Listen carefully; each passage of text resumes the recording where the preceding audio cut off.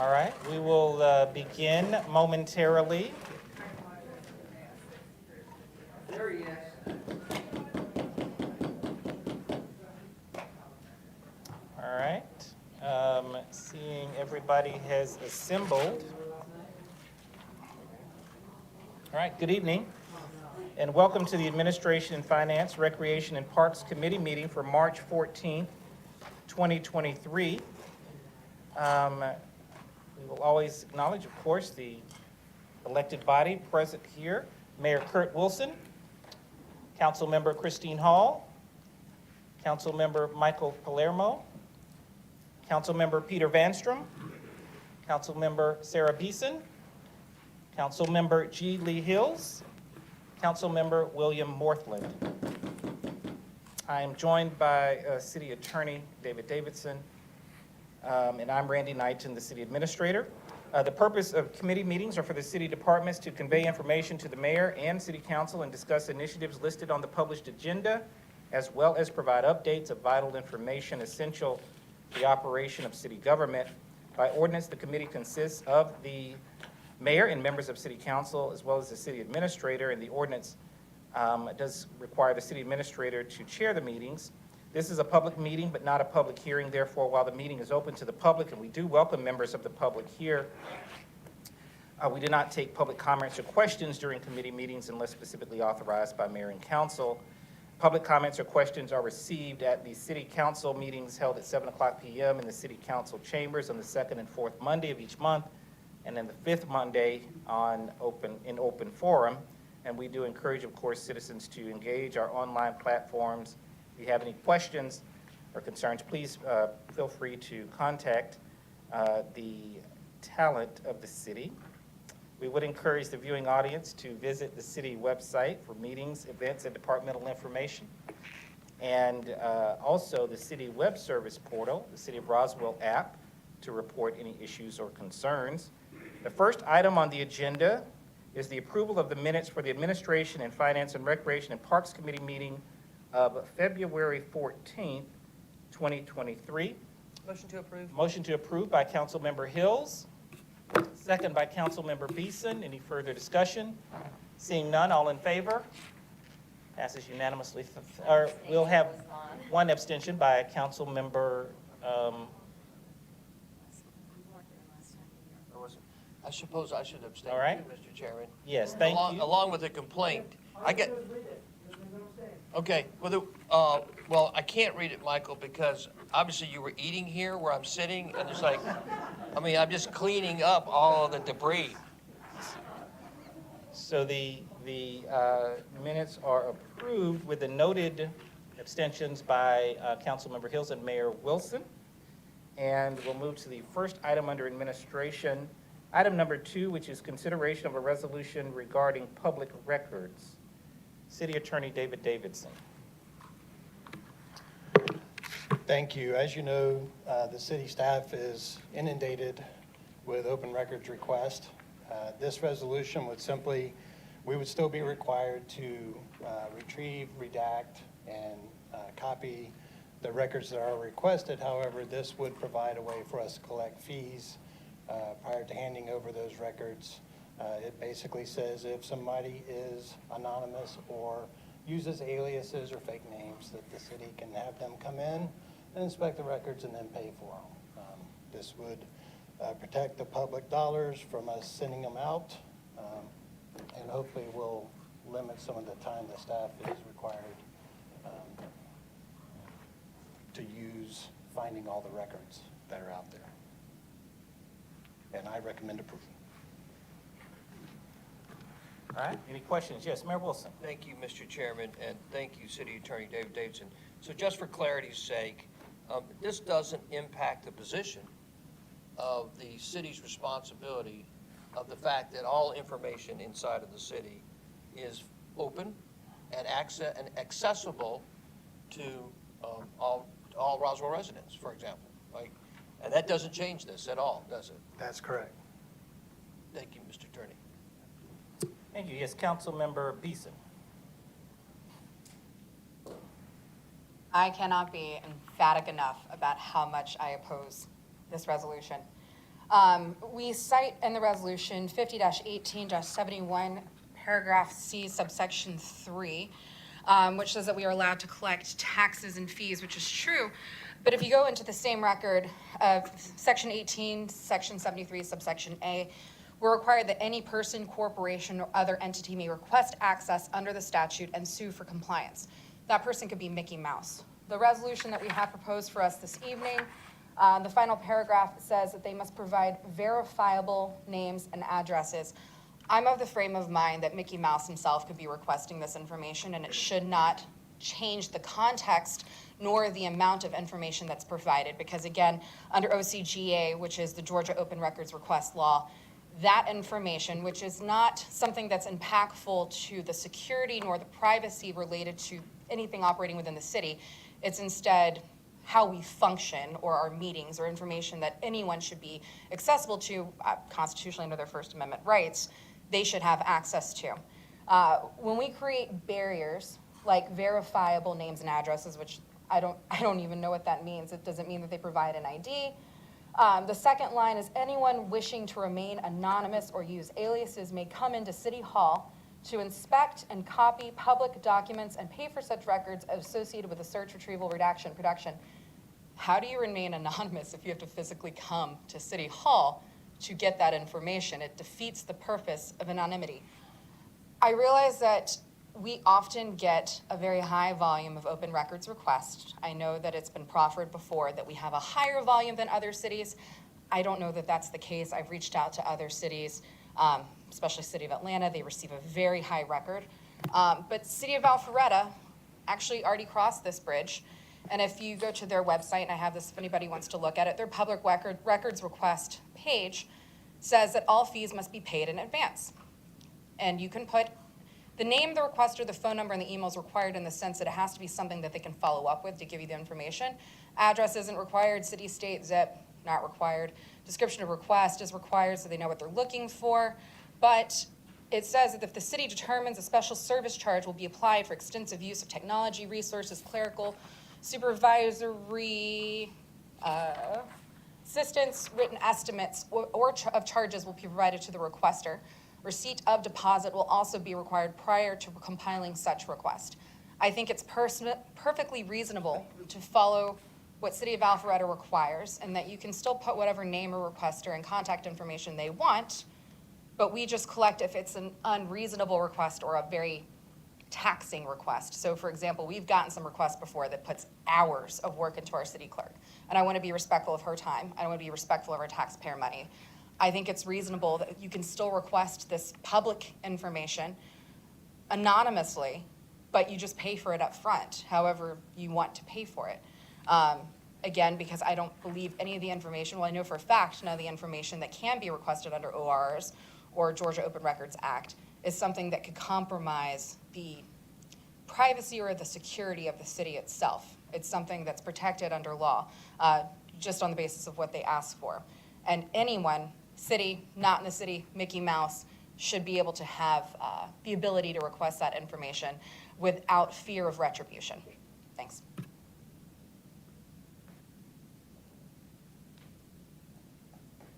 I'm sorry, Councilmember Morthland. Attorney Davidson, can you shed a little light on why this is coming this evening? Why we're talking about this resolution? Some examples. Sure. So all the information will still be provided. We've talked with the Attorney General's office. Basically, you can't make people pay in advance for the retrieval, the redaction, and the copying. So that all has to be done. And once you do that, then the city's obligation is done.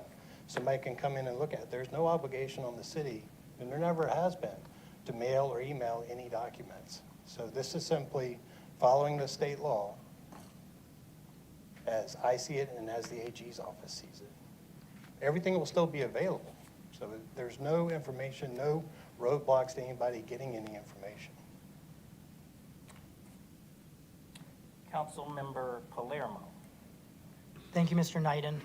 So with it, I absolutely am very focused. I want to make sure it is easy as possible for for individuals to get their open records requests, whether that's a Roswell resident, whether that's someone from the media. I just want to make sure that without a doubt it's as easy and smooth as possible. And I'm also very aware of the burden caused by the amount of work when they're not always necessarily picking it up, and the challenges you mentioned regarding the money as well. So I will support this, and this is something where I think it's a clear focus on creating more efficiencies for Roswell residents, for the media, for any people that are actually people that are requesting them. So yes, I guess it would make it tougher for Mickey Mouse or a Russian bot, or there's actually some situations where I've heard stories through the Georgia Municipal Association of companies that charge an exorbitant amount of money for doing outsourcing of ORR, where they'll give a lot of fake ORRs just to overburden the city to then purchase their services. And so I'm very much a fan of making sure we're making it more efficient for anybody that actually does want an ORR from Roswell, while also being more efficient with taxpayer dollars. And so that's where, Councilmember Beeson, with your opposition, if you were willing to be the one paying for the exorbitant amount of money and the exorbitant amount of work that is on staff, that'd be one thing. But to ask and expect that the people of Roswell are going to pay for that to me doesn't seem like like we're doing our best fiduciary responsibility to put that burden on the taxpayer. Councilmember Beeson. It very clearly said that they should be able to pay for this upfront, so it's not something that taxpayers would be fronting the cost. I said, and to David Davidson's point, or Attorney Davidson's point, the City of Alpharetta very clearly on their site says that receipt of a deposit will be required prior to compiling such a request. I'm baffled as to how Alpharetta is able to overcome this burden, but City of Roswell for some reason cannot, despite the fact that Alpharetta doesn't require verification of the name of the requester, their phone number, or their email. It's just a contact information. You can also go into case law. Dill versus Coleman, which is a state of Georgia case, stated the Georgia Public Records Act, quote, is a right of the people as a whole. Smith versus Northside went further as to say what is relevant to the Georgia Public Records Act, whether the records are public, not the identity of the requester. So to emphasize, the identity of the requester in Smith versus Northside was not the purpose of the law itself. There was no need to prove their interest in the request for the information. Parker versus Lee stated that no reason to distinguish a person's right from the press's right and request for access, and again, justifying who they are in that request. And then again, going back to the Georgia Code in 50-18-73, subsection A, any person, corporation, or entity may request access under the statute and then sue for compliance, again, without having to prove who they are within that request. I realize that we receive a massive amount of requests for information. It's still our obligation as elected officials and a public entity as a whole to follow through on what is constitutionally required, which is access of information. I'm not saying that no one pays for it because, as we all know, someone has to cover the cost. I'm asking that instead we do exactly how the City of Alpharetta does it, which is cover the cost in advance if it is a burdensome request and not have to require quote unquote verifiable identification or name or contact prior to being able to divulge that information. Mayor Wilson. Thanks, Mr. Chairman. I don't think, by the way, appreciate some of the citations, some case law, Sarah, always good to do that. And obviously that opens up a much wider context of the conversation, but let's keep it simpler. So you've mentioned Alpharetta twice now, and it's the view of the Attorney General based upon our consultation directly with the AG's office. We didn't ask him about Alpharetta. So from our perspective and the AG's perspective, if that is not a consideration for us, because we would already be doing that. That policy would be in place in the city of Roswell if, in fact, the AG said that was cool. Can't speak for Alpharetta. Don't know how Alpharetta pulls it off. Can speak for Roswell. AG's been very clear with us. Can't do that. Therefore, we've not suggested it as a potential remedy. So you keep bringing Alpharetta up, but Alpharetta may not be correct in this position, and that may be a tenuous place to be answering from, since you're answering from another city's perspective and not Roswell's. Roswell's perspective, in coordination with the legal office of the city of Roswell and the Attorney General of the state of Georgia, have a very clear verdict on this. And we can't charge up front, as Alfred, as you suggested we should be doing. Be happy to do that. That's a simple remedy. We don't have that remedy according to the AG from the state of Georgia, where we do that. I think it's a very, very simple, very common sense remedy that you mentioned, but unfortunately, it's not afforded to us according to the AG. So we're following that counsel. And I think that's a very simple piece that if we could do it, we would. So you keep mentioning Alpharetta twice. It's not on the table. I don't know why Alpharetta does it. Can't speak to it. All I can speak to it is how we've addressed it from our perspective. The second thing is, kind of like last week when Mike and Christine said some inflammatory language, and I said, not cool. And when you suggest that there's retribution based upon people who ask for information, I got to challenge that. Because I don't know what you're making reference to in terms of retribution. I don't know anybody at this table. I don't know anybody in the state and in this city that has ever been involved. I do know some past politicians in this city who are actively engaged in retribution and trying to do harm to other residents, actively engaged in trying to do harm to other elected officials, and actively engaged in not acting in the best interest of the city of Roswell, which should be the primary focus and interest of all of us. And I do know people, unfortunately, who've been engaged in elected office in this city who have played that game. But to that charge here, I don't think that's what this is about. As a matter of fact, I don't even want to suggest it. So I'm challenging you back a little bit. Like, I don't think that is a reasonable piece to put on the table. Can I? Okay, absolutely. I received an email from an anonymous source, and I'm not saying anonymous as in my retracting the information. They were anonymous, and when they emailed me, bringing a very specific example of they were required to come in person to pay for information that they requested through open records request. I believe that they had another individual go on their behalf who made efforts to conceal their identity to come to the city to pay for an ORR in person. Because again, it was one of those heavy lift asks. A lot of effort goes into those requests. I'm not gonna undermine how much effort Marley puts into that. In response, we had a resident of the city of Roswell who to this day on social media very frequently post who they believe the identity of this person is based off of, I can only assume, security camera footage, which means a private resident was privy to a person coming here for an ORR request, which meant they were interested in who showed up in response to this request. And they referenced this person by their initials, by mentioning that they were wearing a hat, by trying to be very cute in how they guessed their identity. And these are two private residents. These are not elected officials. I would also proffer that if it were, we'll say 3 years ago, the roles could have very easily been reversed between these two individuals. It's just, I don't think I'm being naive or hyperbolic when I say that there are factions in Roswell that have a very clear interest in who they have elected in office. Agreed. I think it undermines or continues that ability to have those factions when we're trying to out people who are trying to get information, regardless of what that information is.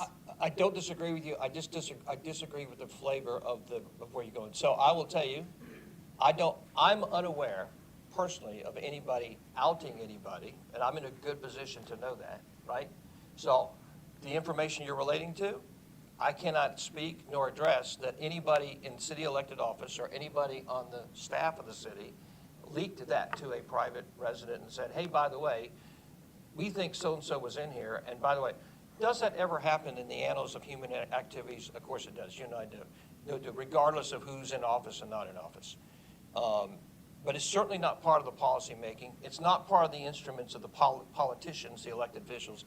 It's not part of it. As a matter of fact, I think, and you're a part of this now, we're working very hard to heal the city, to stop the factionalization of, hey, just because I disagree with you does not give me a right to marginalize you. Just because you and I have a different perspective of what we think is the right solution for RRs, right, doesn't give me the right to make you the bad guy or me the bad guy, because neither one of us are bad guys. We have a different belief system, and hopefully we'll inform one another to come to the best case solution. And you kind of, like I said with Mike and Christine last week, you got kind of like, hey, I don't like the inflammatory language. And so I'm saying to you, please don't use inflammatory language, because I don't think anybody is being legitimately, through the political process of the city, that there's somebody out to hurt them or out to get them. And that's why I say I don't want to enter that into the discussion. I think it's fair to say, hey, I don't like the ORR policy, or I don't like it. And I think we all agree with, like, open records is, I would like, and you and I probably share the same sentiment, I'd like everything to be transparent, right? And I'd also like to have my fellow residents to allow us to not sanitize everything. So that if you make a mistake or I make a mistake, that mistake, even though it's out in the public, is not a reason to marginalize you, right? Or not a reason to marginalize Will, or whatever, like. That the way you get to truth is by continuing to inform one another, and that's not a perfect process. And one of the problems with the open records process, quite frankly, is it's an enemies list, right? People take information out of context, and they use it against you, or they use it against Peter. That's part of the problem, right? It's a contextually out of basis. Let me use something you said, Sarah, 3 months ago. Oh, yeah, I got the paragraph. Now I'm going to bang you over the head with it. Oh, let me see. Councilman Palermo, it looks like in 2016, you said, I get it, it's part of the process.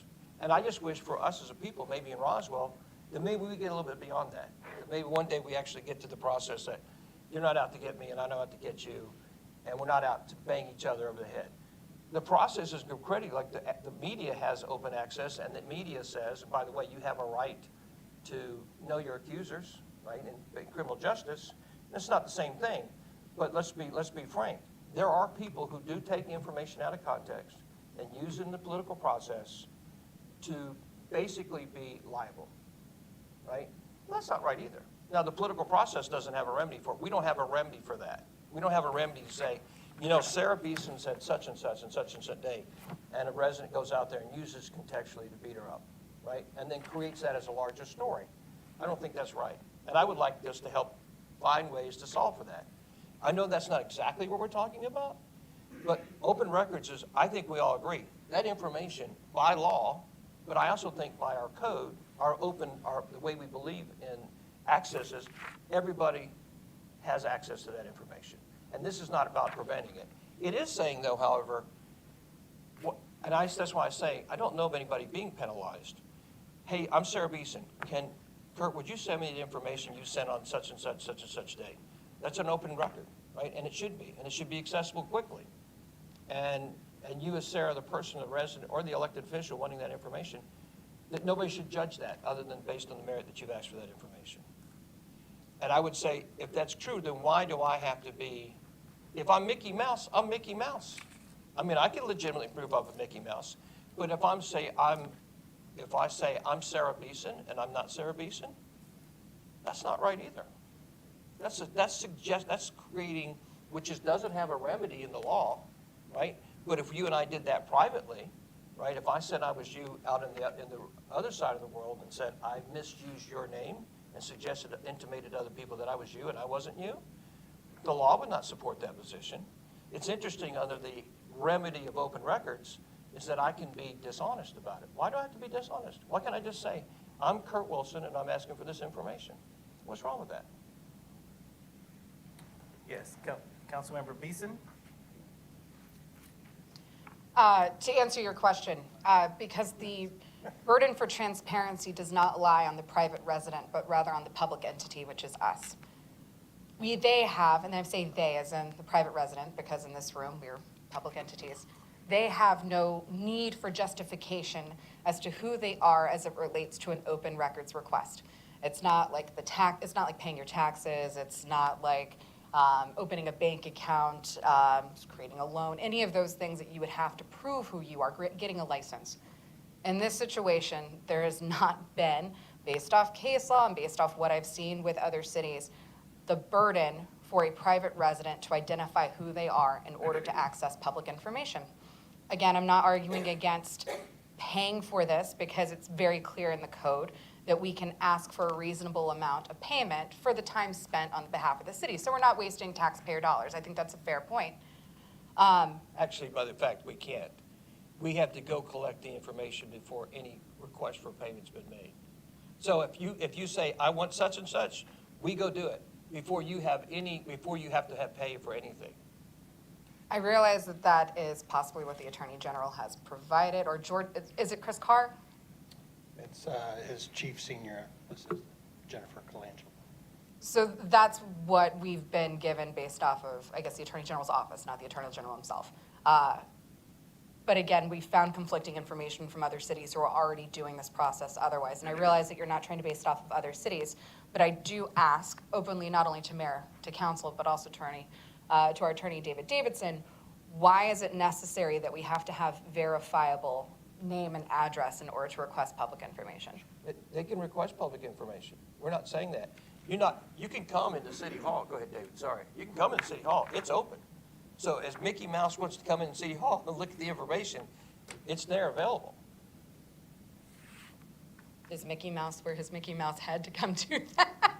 I'm just curious as to how one remains anonymous in a situation where, I'll use, not to put her on the spot, we have Delaney Tarr here from Appen Media, Who's not anonymous, by the way. who is not, clearly not anonymous. We know who she is, we know what she looks like, we know her name. If, hypothetically speaking, Delaney's doing an expose on something, and she starts asking for an open records request, we already know that Appen Media is gearing up to do something. So you've already violated the provisions of the Fourth Estate of the journalistic standards of knowing, and she could offer that information based off how she's researching it, but she's not required to offer her name when she's trying to get information that's going towards a larger investigation. And so that's why I do ask, genuinely, not trying to be pedantic, why we do need to have verifiable, as it's written in the resolution, verifiable names and addresses in order to get this information. So two things. First, let me respond to Will. His question was, what brought this on? We actually had somebody use a well-known citizen's name requesting information, but gave a different email address. The conversation was had with that citizen, and he said, it wasn't me. I don't want that information. I don't know why somebody would use my name. He's now filed a police report. But that was the, I guess, the factor that started us down this road. As far as access to the information, nobody has to give their name, ever. They can simply make a request. That all the documents will be prepared, they'll be copied, they'll be sitting there waiting, and then they come in to get them. They can pay and have the documents. They don't even have to pay to look at the documents. They have access to the documents without paying. So they can sit there and say, well, I don't want that, I don't want that, I don't want that, I don't want that, I don't want that. Okay, I want these 6. And we charge them 60 cents, plus the retrieval time and everything. I think it's 10 cents a page. So. Marley, do you want to join? I know you don't want to join, but you should come up. Come on up, Marley. Come on, come on, come on. You know, this is your wheelhouse. Well, I will tell you, we have never, yeah, I know. We have never asked for payment up front before. We always send them the information, we always give them the cost, but I've never had anybody turn us down for the cost. And they have paid for the request.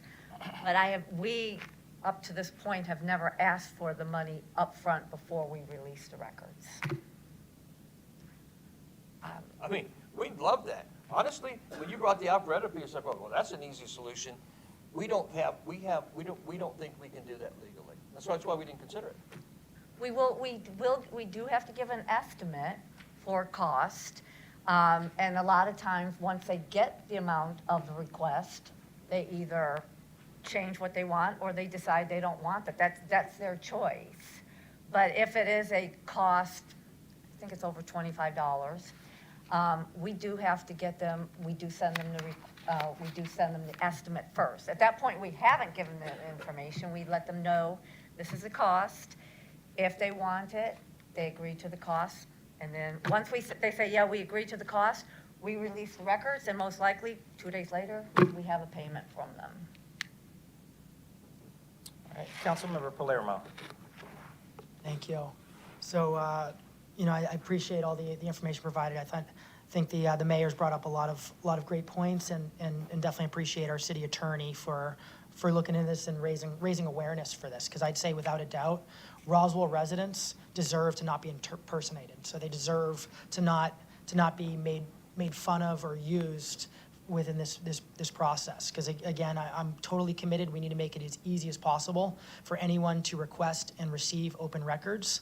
And at the same time, I think it seems pretty reasonable that we're creating safeguards on staff's time, which really results in taxpayer dollars. And we're also creating safeguards where residents will stop being impersonated and things like that. So I'm certainly supportive of this and appreciate the legal effort of speaking with the Attorney General's office on this. Thank you. Councilmember Hills. Thank you, Mr. Knighton. Not apples to apples, but I have actually made open records requests of Fulton County Schools, and they do a pretty good scrub. That could have changed in the last 3.5 years, but email identification, I did not have to show an ID. Phone calls were made to verify it was me. It was pretty serious, and then I may or may not have been given what I asked for. That's an entirely different work session, but I will say that they are pretty strict on what they require before they release anything. I also happen to know an individual who made a request and was given a dossier. So that again is another topic, but other methods of how information is disseminated to the requester. But that's Mr. pretty Chairman, current. Can I comment on that? This is a perfect example. I want to tell you, thanks, Lee, for bringing that up. So this is where the narrative gets spun crazy in our city. And it's our job to help kind of change this narrative. Because what Lee brings up is, though there's a lot of government entities that are hostile in their our approach. This city bends over backwards. So the narrative that the city's like anything, it's Marley, I tell you internally, the engines turn. How do we get this as quickly as possible? Like the amount of time and energy towards getting information out from an open records request, police force, I can tell you, it's like not through anybody's head is anybody saying, hey, we got to get rid of this, we got to redact it, we got to hide this. It's like, how do we get this out as easily as possible? Who do I need to go to? Where do you got? Boom, boom, boom. The city bends over backwards internally to make itself as transparent as possible. And it's funny, so the narrative's kind of spun differently, where there are probably government entities that are probably very sophisticated in how they handle open records requests, probably very sophisticated in how information is illuminated and not illuminated. Not this city. This city goes well above I think, any practical standards to say, oh no, let's make it as accessible as possible. And so much to the point where really the issue is honestly abuse. I mean, really, some of the people you're talking about, they're abusing, like you're a private citizen, private resident, you have rights to the information that the government putting out. There's nobody who disputes that, right? And use that information according to whatever purposes you deem best as a resident or as a press, as a free press. But it goes well beyond that in Roswell, and in terms of how information, who's asking for information, how that information's used. Let's be clear, not all of this information is meant from the true clarity, transparency, and innocence of residents. Some of it is used as political operative information to do harm. Now, that doesn't change the factors that, guess what? We're supposed to be giving it freely and openly. That's our responsibility. And it's interesting, Roswell kind of gets, like the rap is, oh, you're trying to hide something. Just the opposite. We're bending over backwards so much so that we're costing our taxpayers money to get the information out. And all this is a simple little remedy to say, hey, just, you know what? You heard David say it. You can come in and see the information. You come in and access the information. You don't even have to tell us who you are. You still can be anonymous. And we're just saying, like, unlike Alpharetta, we're not saying, hey, you don't have to pay us up front. We're not saying that. Alpharetta's saying you got to pay us up front before we discharge the efforts of our staff, of our talent. We don't say that because we don't think legally that's the correct position of the law. Councilmember Beeson. Just want to respond to a couple of things that have been said so far. The information request from Fulton County Schools totally makes sense that you would have to provide that kind of information when you're dealing with information related to children. So anybody who's a minor under the... About children. Well, Fulton County Schools as a whole, I guess it's a K through Not a 12 challenge, I just situation. wanted to- Yeah. So I'm sure you weren't asking for, I'm not saying that Lee's trying to bully like a child, that at the time she was trying to get information related to K through 12 schools, which is inherently a minor. taxpayers, again, we keep bringing up this point about taxpayers. Marley, I think, actually just said that there was never a time that you've provided a cost amount that anybody bailed on. Is that correct? It's always been paid for? There has been many times that once we give them the cost, they'll say, well, maybe I don't need this part. What would the cost be if we don't take all the information? But they're willing to get the information. They might not want to pay as much, and they'll usually come back at us and say, okay, like, we get a tremendous amount of requests for emails. I don't know if people realize how much time it takes to do email open records requests. But if they're too broad, we tell them, hey, we pulled this up, this is how we did the search, there's 700 emails. We don't even know what's in them at the time that we do it. Once we tell them that, we tell them what the cost is gonna be, then they're usually pretty good about saying they can narrow it down for us. Once they narrow it down, now we've gone from $700, we got it down to $50 for them. Then they're willing to take it. And then that's when you execute the ORR, is that correct? Correct. Especially like with email requests, when we search things, we don't know what's in those emails when we're doing it. We get certain keywords or whatever it might be. But when we get that search, we just get the emails and say, hey, we've got 700 emails. We don't know at this point what's in them. Might not even pertain to it, but it's going to take us time to look into them. Would you like to narrow it down? And a good portion of the time, they will narrow it down. And that's fair, and I think that's also helps you be mindful of your schedule and the amount that you're having to do in the heavy lifting as well. But as it relates to transparency, I know that people are trying to cast nets and do some digging. I don't think that it is exclusive to this administration or this mayor and council. I would take a wild guess as to say that people have filed ORR requests since the dawn of ORR request or open records request, because that is inherent of government, and that's why people keep us in check, and it's their constitutional right to do so. It's also not to say that there's only certain groups in this, I'll say this mayor and council because that's what I'm aware of, that get these requests. I know that I maybe don't align visually with everybody who is on mayor and council, and I got an ORR recently for a ton of my emails from a very specific week. I don't know what they were looking for, but to your point, it takes up resources. But I think if we're able to put a check and balance on that with a reasonable request for fees, that's the purpose of those fees. My bigger concern is requiring the identity of the requester for information that they legally are entitled to. Just clarifying thing, though, I thought we're not requiring the identity. They can come in and get it without sharing who they are. You Just wanna get can't that physically clarification. come into a building and stay anonymous. What are you gonna do, wear a mask? Actually, the person who you're talking about that I got the anonymous request from wore a mask. And somehow, somebody, a very visible resident within Roswell, somehow got a look at who they were and gets to play a guessing game based off of the style of hat they were wearing in their mask. But to me, that's the most asinine thing, is to say that someone can remain anonymous by physically having to be present in person to get access to information beyond the reasonable accommodations of having to physically go in person. But I'll leave it with this. I took my oath of office, not on a Bible, but on a copy of the US Constitution, because that's something that I wholeheartedly believe in. And the First Amendment is the very first thing that you read in the Constitution. And I believe that it's our duly elected, our responsibility as duly elected officials is to uphold those constitutional rights and being able to provide access to information to somebody without creating a burden for them to identify who they are, regardless of who they are, because it's legally defined what things people can request from a city. They can't go out there and ask for security information. They can't go out there and ask for something that would need to otherwise be redacted.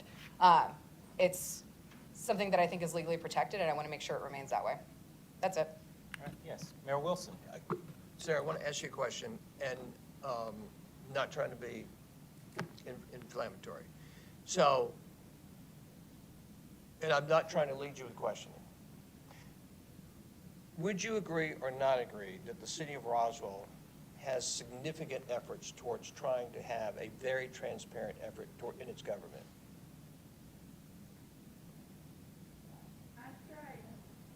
Sorry, this microphone doesn't want to respond. No, I absolutely would agree, but I think this is a step backwards. That's fair. Okay, so at the end of the day, and you mentioned Alpharetta, and like I said, I love the Alpharetta approach. I just don't think, we don't have the same interpretation legally.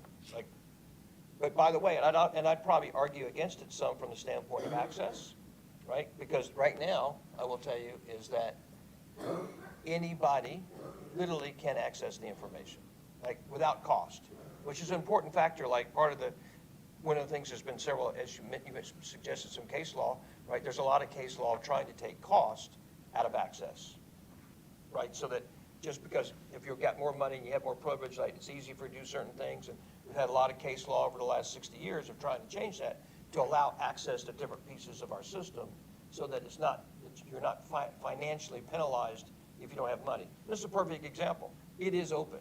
It is open access. It is open records, literally. Like, there is nothing to hide from any resident or outside resident or company or law firm or media agency or Michael said, Russian pot. I mean, there's some challenges, as we go into 2023, because you cited the Constitution, I believe correctly so, and thank you for doing that. And how do we meet challenges of things that are real threats? I'm not saying, and anonymity is not a threat, right? Anonymity is an important part of like, hey, I want that information and I don't have to tell you are. And that's what you're saying. And we agree with you. But we do have a problem, and Marley, very kind and self-deprecating, didn't get into the actual time that she spends as the city clerk or as her, or the people that work with her city clerk. She didn't actually go into how many hours she spends or percentage of time, which if I put that in the public record, I think people would be very surprised. You brought up earlier and said, I don't know, I've heard before that we have a greater percentage open records. And I think you kind of said it like, well, I know we have a lot more open records. And some of it's speculative, right? It's not data proven, like, but I can tell you this, working with the city attorney's office and the city clerk's office, it's their belief based upon talking with their colleagues in the business, other city attorneys, city clerks, that the volume of open record requests in the city of Roswell are greater than all of the other North Fulton cities together. That's substantial. That's not just, oh, by the way. That's like, wow, you guys get a lot of open records requests. And I say that is because the city really is trying to be holding its responsibility truly of transparent, of everything is accessible. And I agree with you. No resident, no political opponent should be penalized for seeking out information. That's not cool. Whether you like somebody or don't like somebody, you should have access to information. I also think there's a responsibility, and I know you disagree with this, is, you know what? I can't say I'm Will Northland and not be Will Northland, because I can't get away with that outside of the open records request, right? If I do that in the private world, Will's got good cause to say, hey, that's fraud. You can't do that. Under this open records request, I can pull that off. That's not right. That's a flaw in the system. And that's kind of what we're trying to address here is there's a flaw. It's not about, saying, hey, we don't want you to get information, but at the same time, I can't say I'm Will Northland and not be Will Northland. I can't be fraudulent about accessing information. I don't think the Constitution protects that right. Matter of fact, just the opposite. I think there's case law to support that. I can't tell you that I'm Sarah Beeson and not be Sarah Beeson. That that's not allowed in our system. And that's kind of what some folks are doing. Yes, Councilmember Beeson? I'll make it incredibly quick. Totally hear you on making sure that we're not impersonating people, but if anything, it proves that our system was able to catch that. The sense that Marley called the person and said, hey, I got a request from you, here we go, and immediately caught it, goes to show you that inherently we figured it out pretty quickly that somebody was not being impersonated. That's actually not the case. So basically, because one time someone was caught, we've had thousands of open record requests, probably more than thousands. And so I'd say one time someone being caught does not prove that we have a great system that sniffs out fraud. And that wasn't the nature of the catching. I'm sorry, what was that? The circumstances regarding the identification that this was fraud were not as you stated. And since it's an active case, that's all I'll say. Got it. But to your point too about the cost prohibitive aspect, there's case law for that too, that's Trammell versus Martin. And that the municipality cannot enforce prohibitive fees, for example, $90 per hour, which was the one that came from the case. Excuse me. But in this situation, I hear you. I think we have a difference of opinion on it. Can you I tell me also- what we disagree on? I'm sorry, I was going to ask you that question, not to interrupt you. Tell me what we disagree on, so I have clarity. I disagree with the idea that you have to have a verifiable proof of identity in order to be able to get information that is public record. I also disagree with the aspect of saying that someone who physically has to come into City Hall is somehow still remaining anonymous. So the first one I would say we don't disagree on. We agree on the first one. As you stated that, we agree on that. As a matter of fact, I think the body agrees with you. I think the city agrees with you. I think the ordinance agrees with you on what you said on the first one. Like, yeah, you can be anonymous and get the information. You could come to City Hall and you're saying, hey, there's some practical pieces, I'm not cool with that, like, I don't buy that. That's legitimate. Like, I will tell you, I think some of that's inside baseball that the city suffered from, like, I don't think most people in this room have any idea what you're talking about. I don't think most people listening to us have one single clue about any of the parties. Some of us in the inside ballpark probably know, because it's gotten through the little lines of, what do you call it, Lee, the coconut phone? The coconut phone? So we know that from the inside, but the vast majority of people have no idea. And so I agree with you on the merits. Like, can I come to City Hall? Yeah, I think the overwhelming majority of people come to City Hall and are anonymous. I know I try to be, but in all seriousness, most people that come to City Hall are anonymous. They don't, unless you say, hey, I'm so-and-so. I mean, you have to present ID when you go to ComDev, right? Don't you, when you get a permit, don't you have to present ID? When you're getting a permit to fill out, when you go to the police department and you fill out a permit, you have to present an ID. When you go to, I mean, it's not like a crazy thought to say, I don't get to be anonymous all the time when I'm interacting with my government. There are things that I have to say, I am who I say I am. That's not like a crazy thought, so. To directly respond to that, I hear you, but when you're asking for police records, or you're asking for something that involves minors, or you're asking for something that relates to business licenses, those are very sensitive things. I think that requesting information that you're owed as a member of the public, which is public record, is something that you shouldn't have to prove who you are. Either way, I don't know that we're necessarily going to come to a consensus on it, and I have an odd feeling that I'm going to be all by my lonesome on this vote. But with that, I'm good for the motion and the vote. Councilmember Palermo, did you have a comment? Yeah, I just want to say, again, I think it sounds like there's clearly still ways for someone that wants to not give their name. And at the end of the day, I prioritize people. I want to make sure that everything we're doing is prioritizing really people from the media, Roswell residents, frankly, anybody that wants to just ask for something. And at the same time, I am fully opposed to impersonation and the just having the little bickering and little games that people play when impersonating someone. And also, frankly, I'm not here wanting to use taxpayer resources for Russian bots or sales tactics or anything like that. So I think this seems like a logical proposal from the city attorney, and I'm certainly ready to make a motion after Councilman Vanstrom makes his comments. Well, I just want to say one thing. I think it was interesting what Councilwoman Beeson brought up. The school systems have rules in place to protect children, which is what you were summarizing. I don't think there's anything wrong with Roswell having rules in place to curb the abuses that are going on currently with our ORR, and that's what we're trying to accomplish here today. So I'll support this. Yeah, Councilmember Palermo? I'd like to motion to move this to the next regularly scheduled mayor and council meeting. All right, motion by Councilmember Palermo. Second by Councilmember Morthland. Any further discussion? All right, seeing none, all in favor? All opposed? And All right. Mr. Chairman, I would just like to give another point.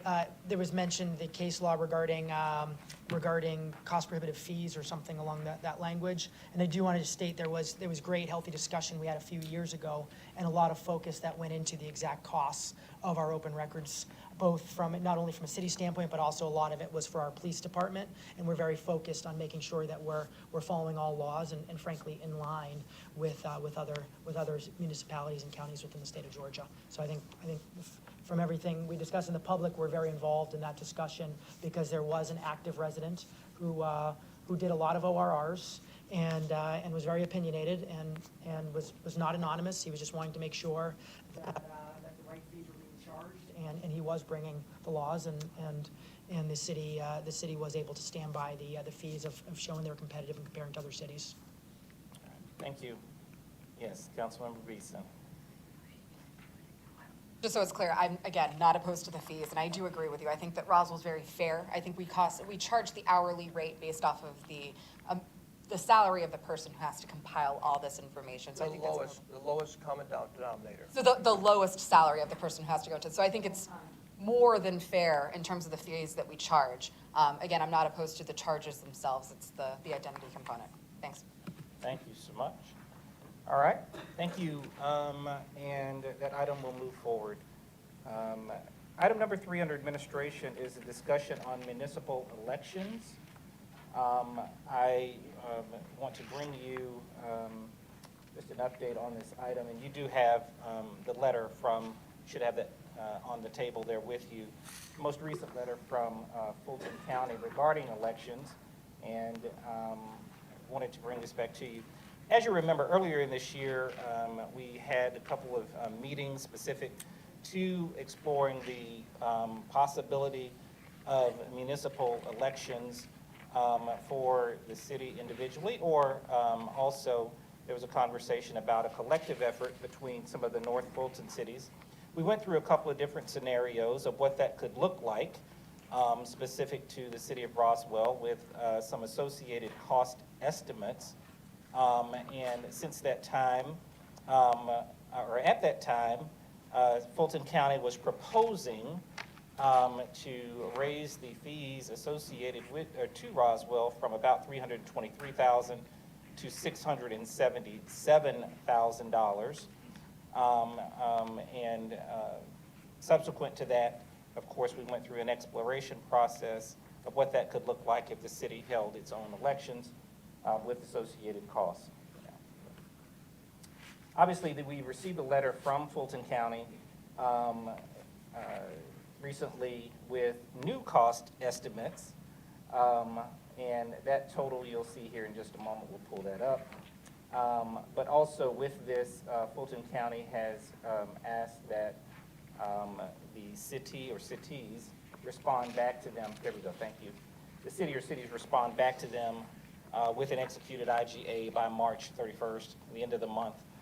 This month, if in fact the city wants to have Fulton County conduct the elections. As you can see here, based on this pro rata share basis, according to Fulton County, the total would be $554,000, as you see there, and then a December runoff distribution total as well.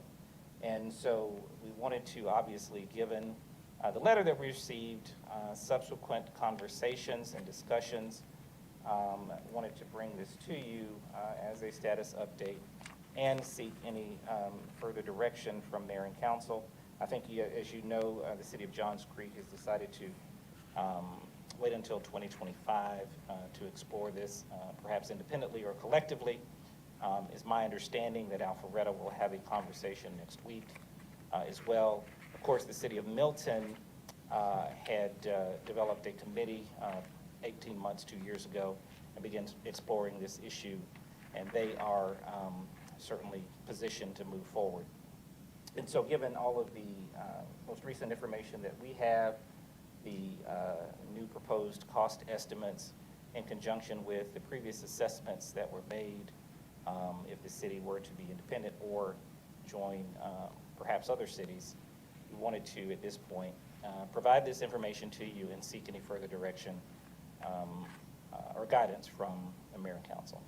Yes, Mayor Wilson. Mr. Chairman, would you as the city administrator and David as the city attorney, and Marley, as the city clerk, address any further status in terms of what has been done, what hasn't been done in terms of our efforts and efforts with other cities in relation to having an election in 2023? Sure.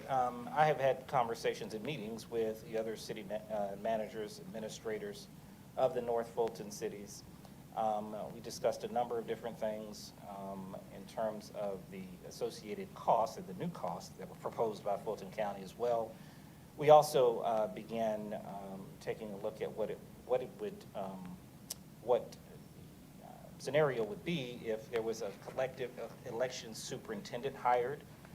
We did explore some job descriptions.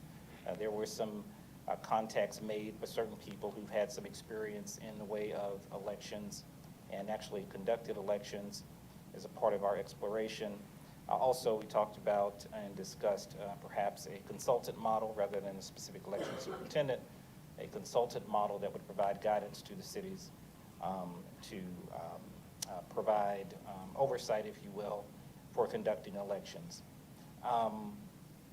And in addition to that, we have had some additional conversations about what it would look like if we all collectively joined together. Now, obviously, Johns Creek deciding not to move forward in 2023 takes one of the players out at this point. But there was also some conversations we've had internally about what that would look like for the city of Roswell, who has experience in associated elections. We do have a few people who've been a part of some of the Fulton County elections. And we do have a person on staff who was a chief registrar. I believe I've got that terminology straight for a city some years ago. And we've had some conversations about what that would look like if someone needed to get certified on the city of Roswell's behalf. And so all of that conjoined and given the timeline set out by Fulton County in their letter to us, we thought it'd be the appropriate time to bring this forward to you for your consideration and or direction.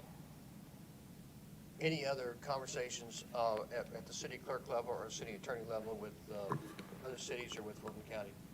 So I have spoke with a city attorney for Milton and Alpharetta. We have a proposed agreement for sharing a superintendent, depending on what this council wants to, how this council wants to proceed. We could bring that forward at the next meeting if you wish. Have not had conversations with the county at all.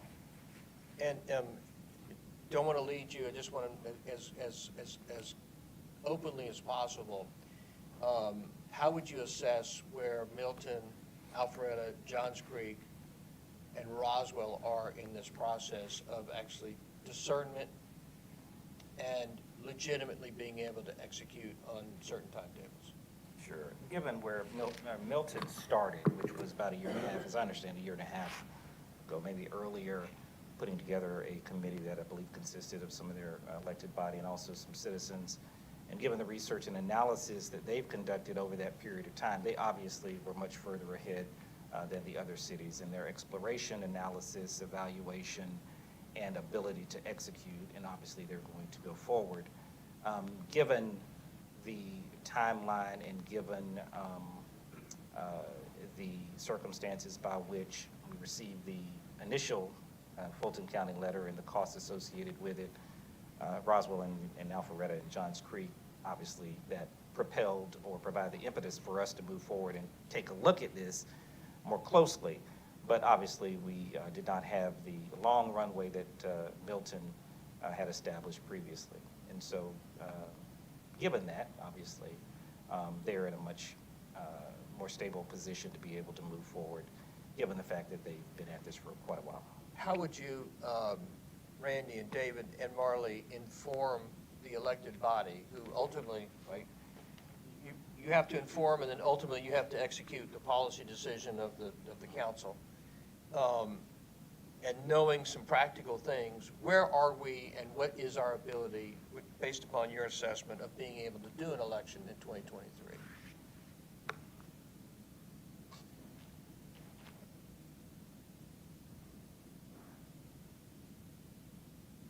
sorry to give you the No, no, no. proverbial, you know. If the, obviously, if the mayor and council decided or desired for us to move forward, we would take every measure to make it happen.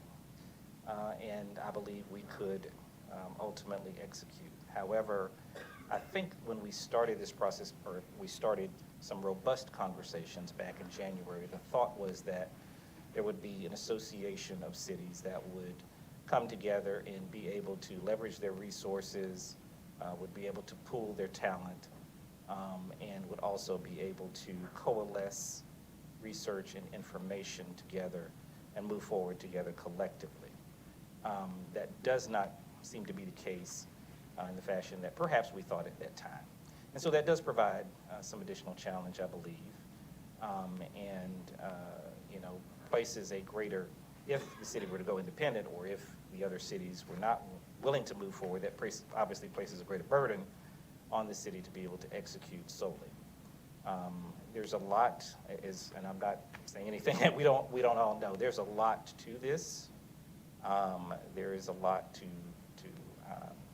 be able to execute in a fairly short runway at this point in time. And so those are the associated challenges with it. And so I'll stop there for the moment. Two Yes. clarifying questions. So, this kind of got thrust upon us in January, late January, if I recall correctly, when the discussions with the other cities took place.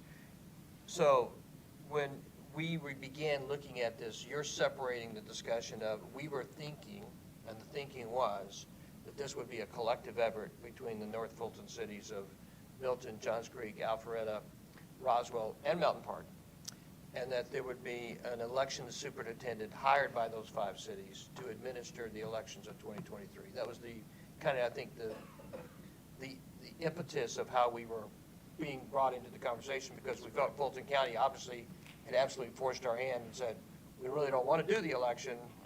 Here you go. And by the way, we've inflated the price.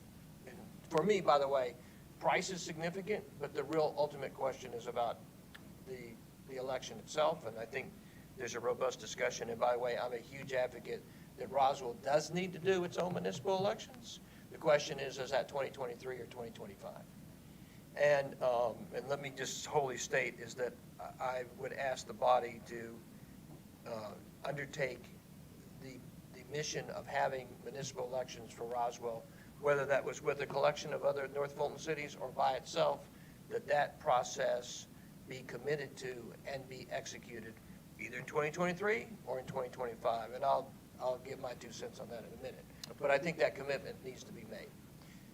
But when we started on this process, it was as a collection. That's right. And as, disparate and sovereign cities, right? I think one of the cities was way ahead in terms of their due diligence and understood, and the size of their city and the size of their populace and the size of the registered voters and the size of the election they would manage. And I think they said, we're going to do this. And that process changed, I think, the collective effort, which we went into this thinking, hey, we're going to hire a professional election superintendent. That is how we'll get this done. I think we quickly realized, we kind of come to the understanding in the last month, oh no, if we have election in 2023, we'll be conducting an election with our own people, our own potential election superintendent, and that we are way behind the curve on pulling that off in 2023. And that is a real challenge from a practical perspective.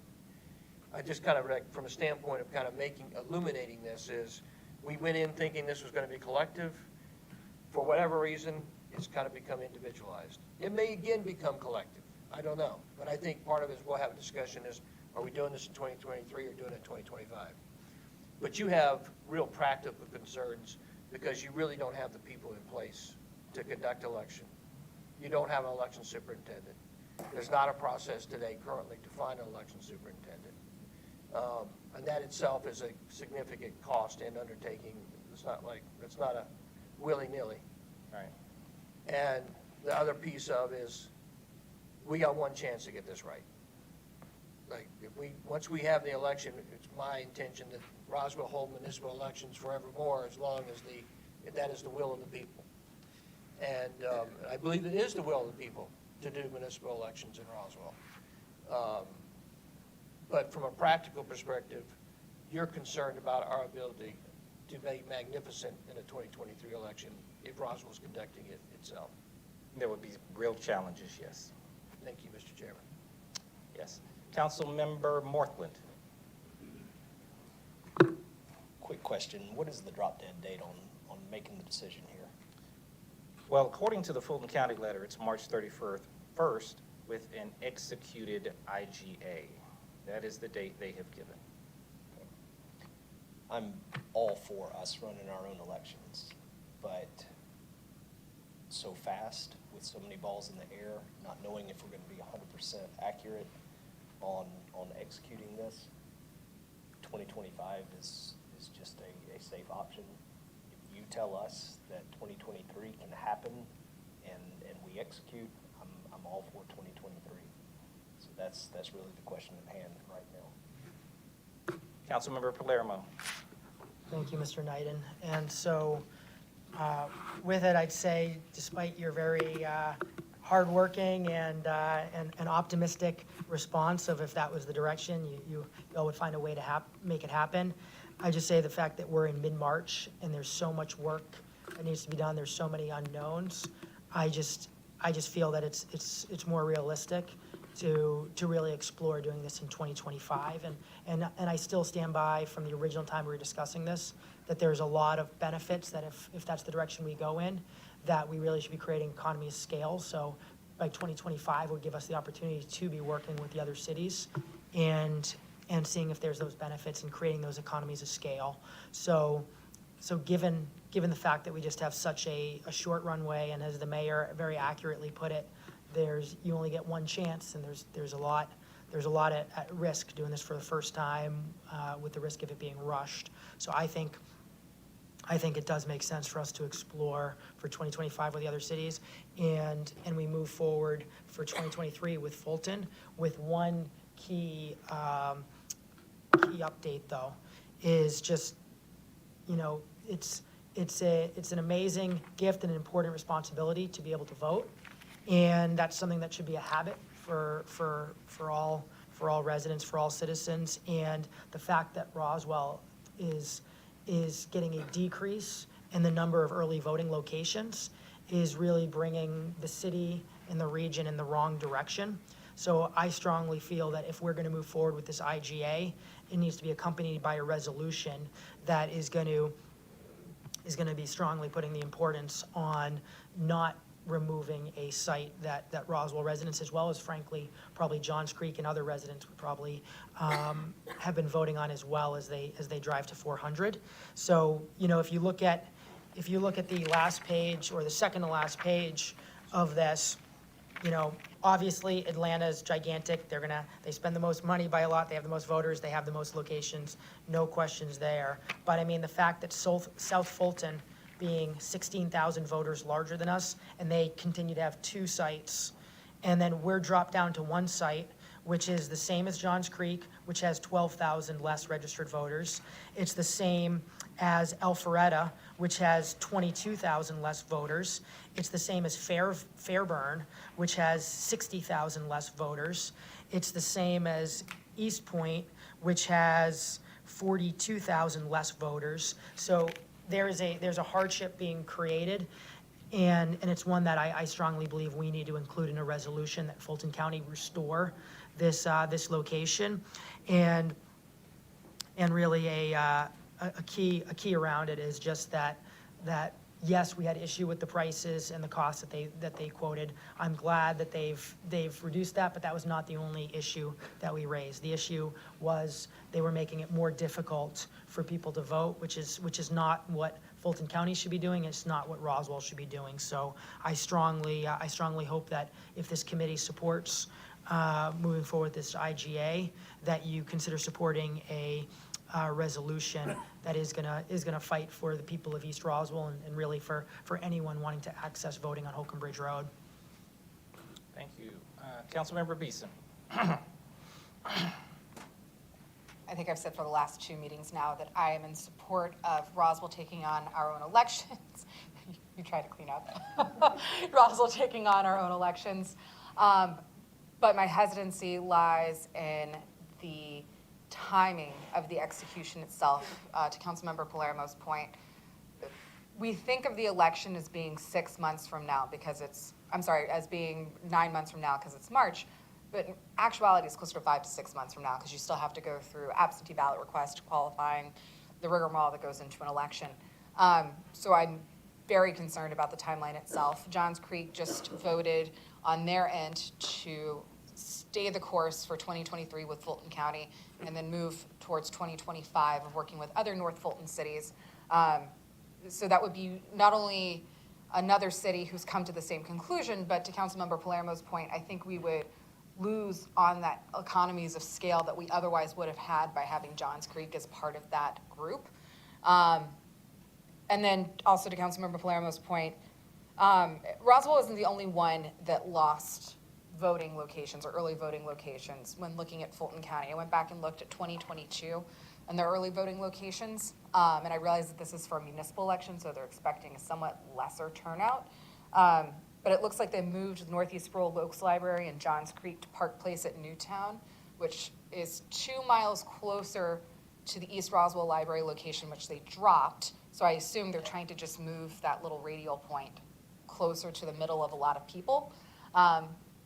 But you're also losing the Milton Library location because Milton's going to be taking on their own elections.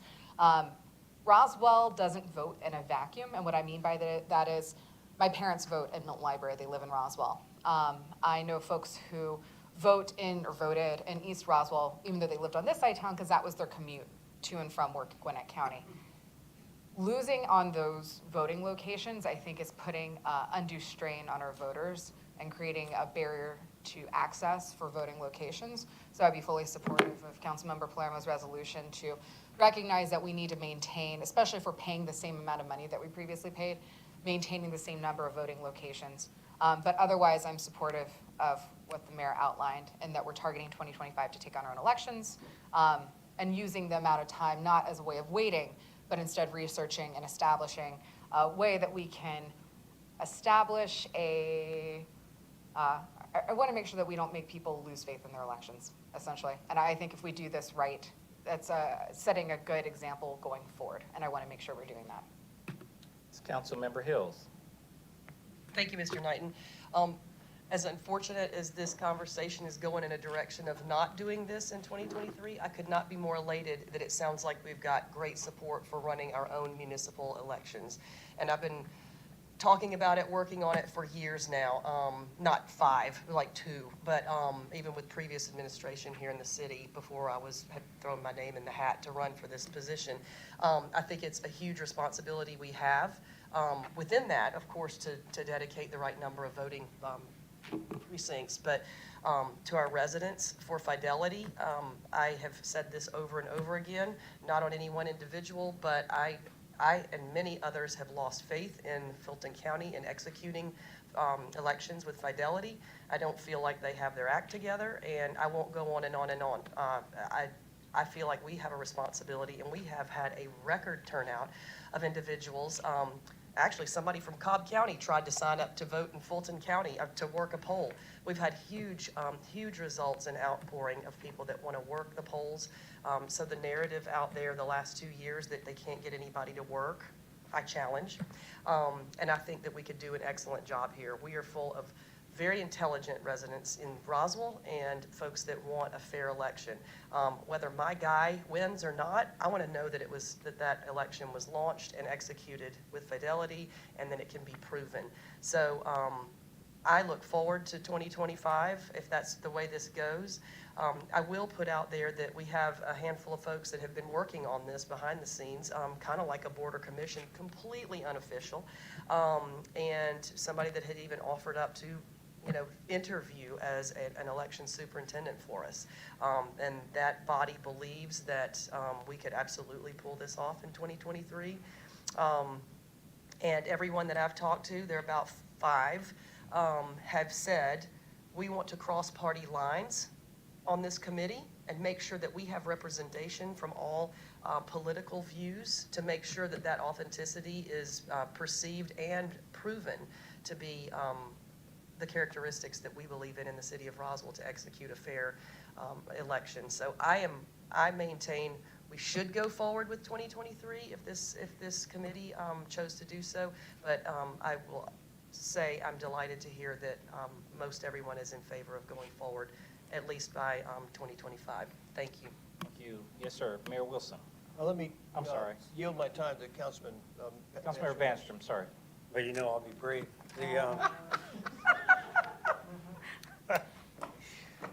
I'm the eternal optimist on council, and Councilman Morthland, if I was told by this staff they could have this done and organized for the 23rd election, I wouldn't believe it. I think we really need to take our time. I think we need to check ourselves. I think we need to do this correctly.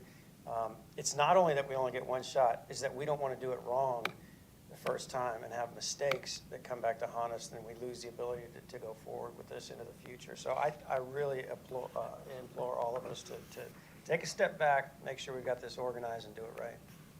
Thank you. Mayor Wilson. Thank you, Mr. Chairman. Thank you for the comments of all council members, colleagues. Christine, you haven't said anything. You got something to say? You want me to yield? Sure. No, I think it makes sense to, I'm glad that everybody's on board for 2025. And I think the general public has not peeked behind the veil enough to see how much the city has going on behind the scenes. I mean, we've passed these tremendous bonds. We're doing zero-based budgeting. We've got a tremendous amount of balls in the air. And this is a ball that we just can't risk dropping. So for that reason, I'm on board with that. Thank you. Mayor Wilson. Thank you, Mr. Chairman. Thank you, Christine. So I have three proposals for the committee.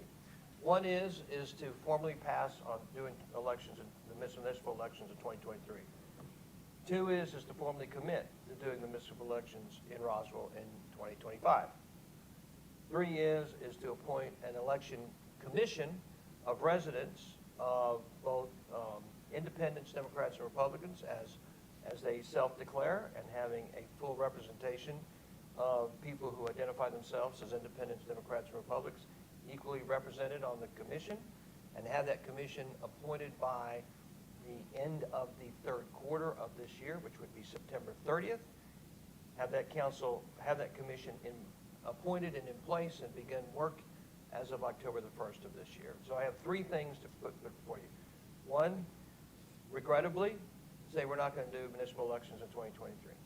Two, full commitment that we will do municipal elections in 2025. Go ahead and commit to that as a body, make that formal.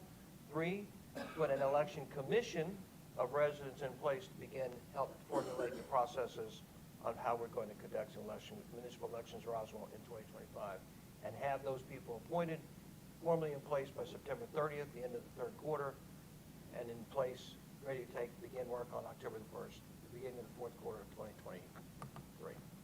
That's my motion, Mr. Chairman. All right. Motion by Mayor Wilson. Councilmember Palermo. Without a resolution to Fulton County, drafted by staff and presented at the council meeting, that Roswell residents deserve to keep both of their polling locations. Without that, I'm not able to support that motion. Mayor Wilson.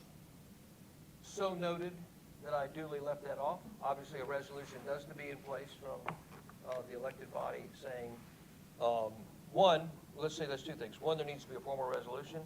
Two, there needs to be several real conversations, both openly and, let's face it, behind the scenes of, hey guys, please get our second location back in place. The resolution's kind of an acknowledgement of, do we have any authority to execute that in terms of accepting the 2023 elections being held by Fulton County. To your point, is to make it very public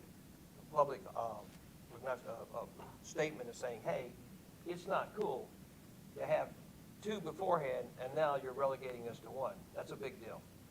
And to make a formal statement. So agreed. And I would also say, obviously, there's an understanding that we're working on that practically, trying to get that issue solved. And I would like to clarify earlier I read out from this packet the number of registered voters.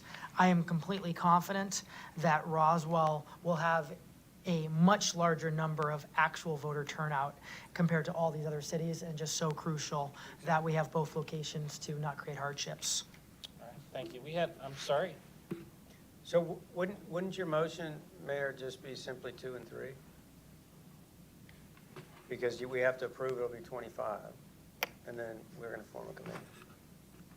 I will cede this to the legislative experts in the room. I'm not an expert by any means, I was trying to simplify.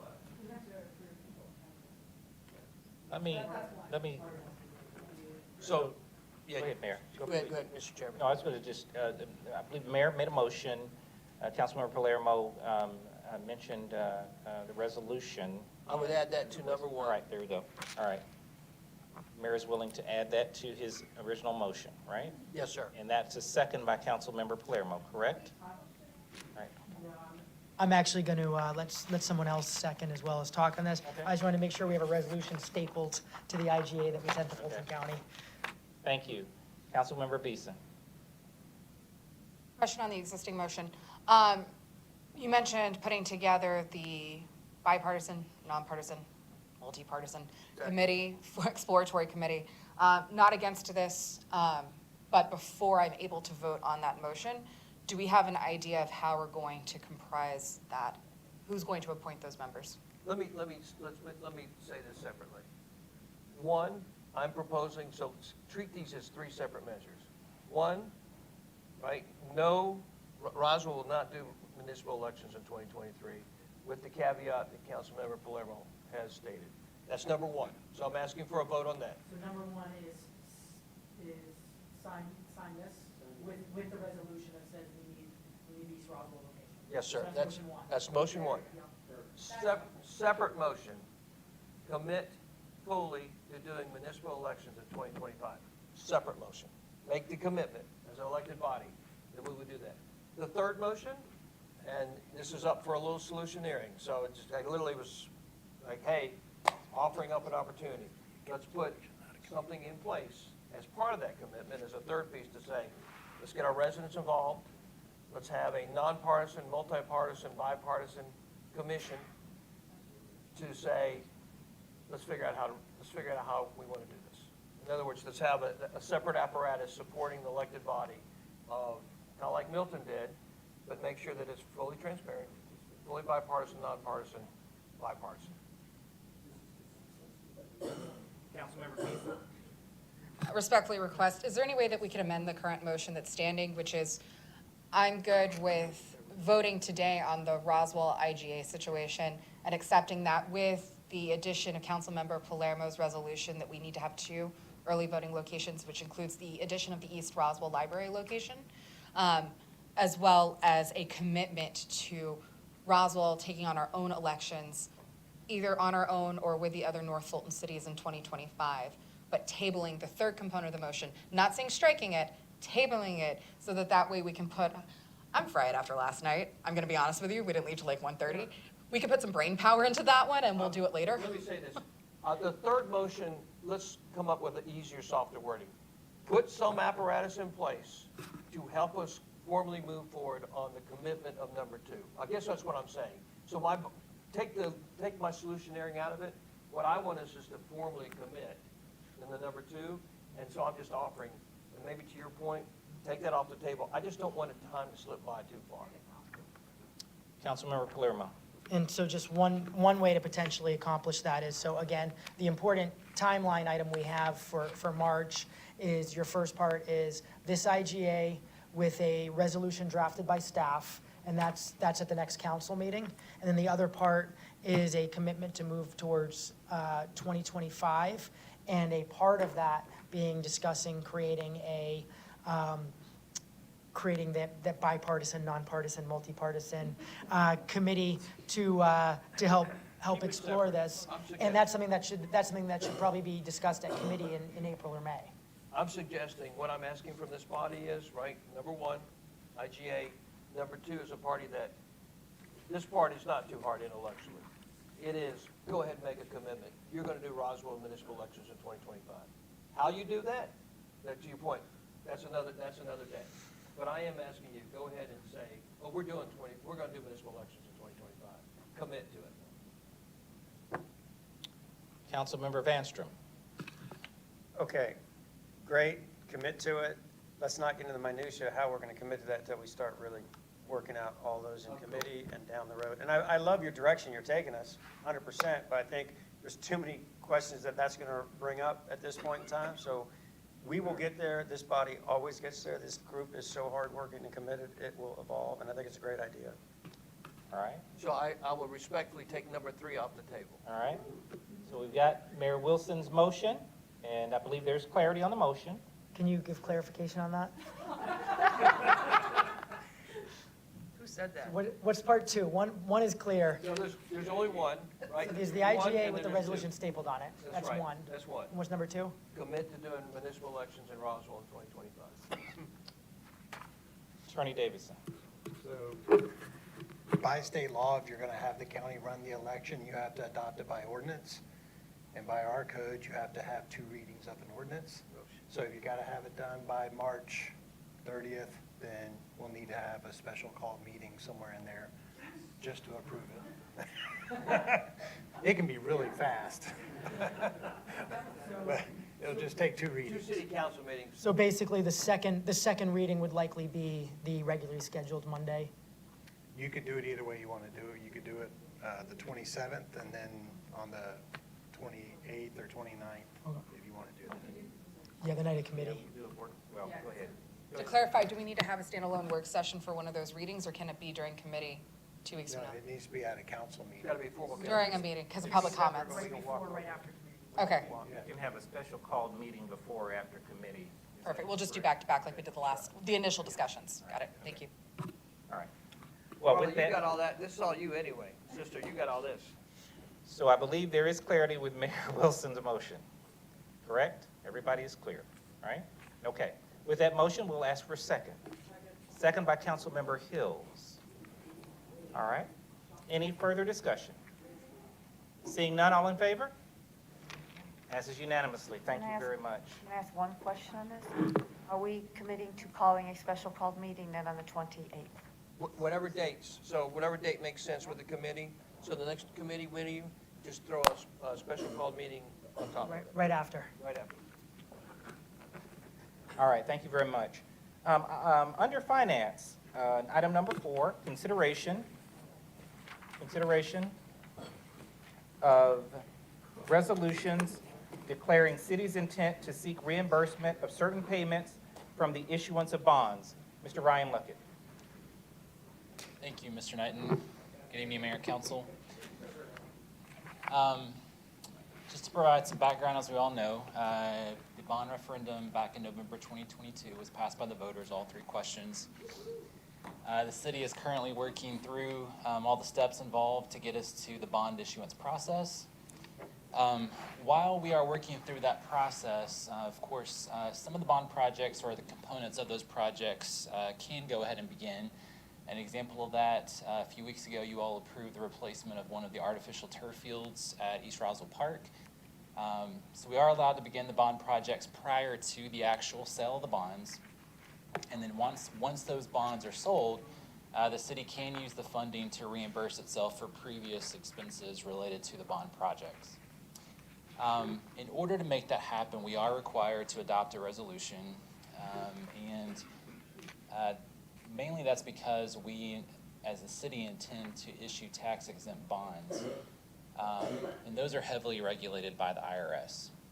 So tax-exempt bonds bring a lower rate of interest, but we must ensure the funds are used for a public purpose. And so when it comes to tax-exempt debt, the IRS requires local governments to formally declare an intent to seek reimbursement of prior expenses. And the primary reason for that is because they want to establish the parameters of the timeline for the expenses that we will seek reimbursement for. So once we declare our intent to seek reimbursement, we are allowed to go back up to 60 days prior to that date to identify expenses that we would reimburse ourselves for. There's no limit on going forward beyond that.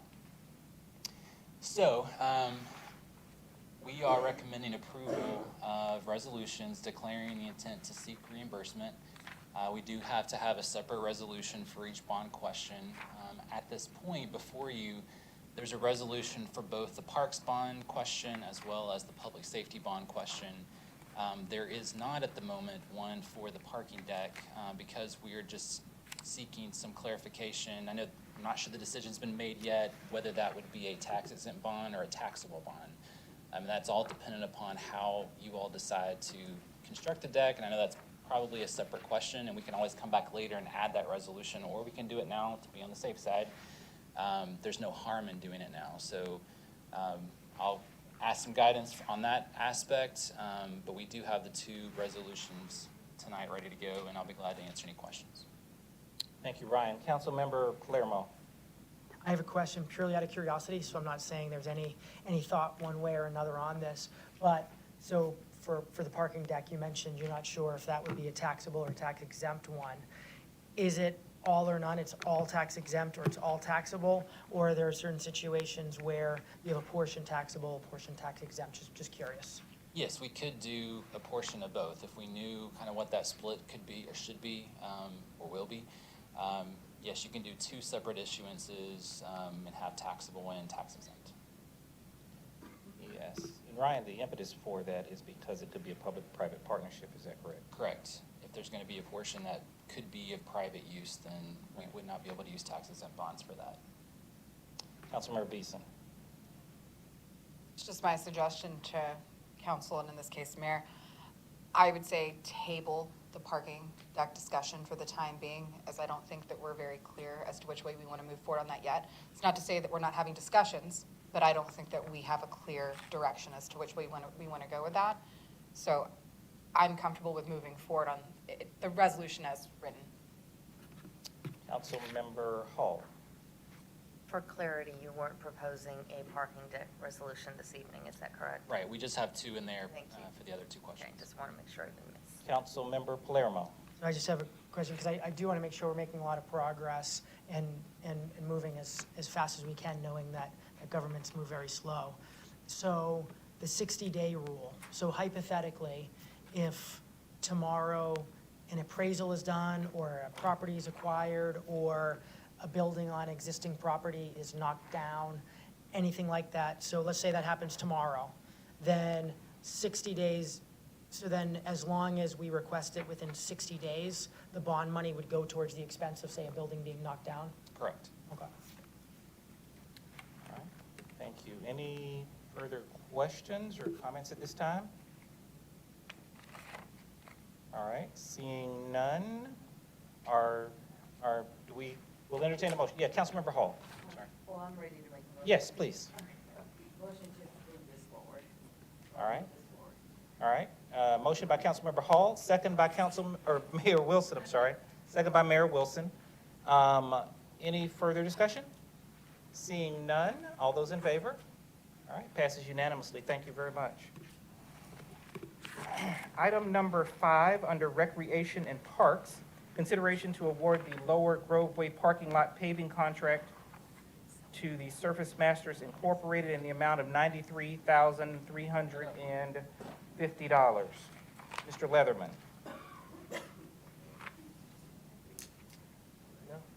Thank you, sir. For the mayor and council's benefit, Lower Groveway Park is a project that was funded in our current fiscal year budget for resurfacing and repaving. We put that project out to bid earlier in this calendar year. This is the award of that contract. As Mr. Knighton referenced, $93,350 is the total contract. We estimate just a few days, assuming that the weather is nice and we get the right temperatures, to be able to execute on that once it is approved and awarded by this body and at your next meeting if you choose to move it forward to the next council. Thank you, Mr. Leatherman. Yes, Councilmember Morthland. Director Leatherman, in your opinion, this parking lot is of highest need of all parking lots in the Parks and Recreation system? That's correct. So we prioritize this one just based on its current condition, and it's in pretty bad disrepair. We've done the upper parking lot adjacent to this and a handful of others, so we're working our way through this parking lot. Mayor Wilson. Director, I am so sorry to ask you this question because I did not look at this beforehand and ask you this question beforehand.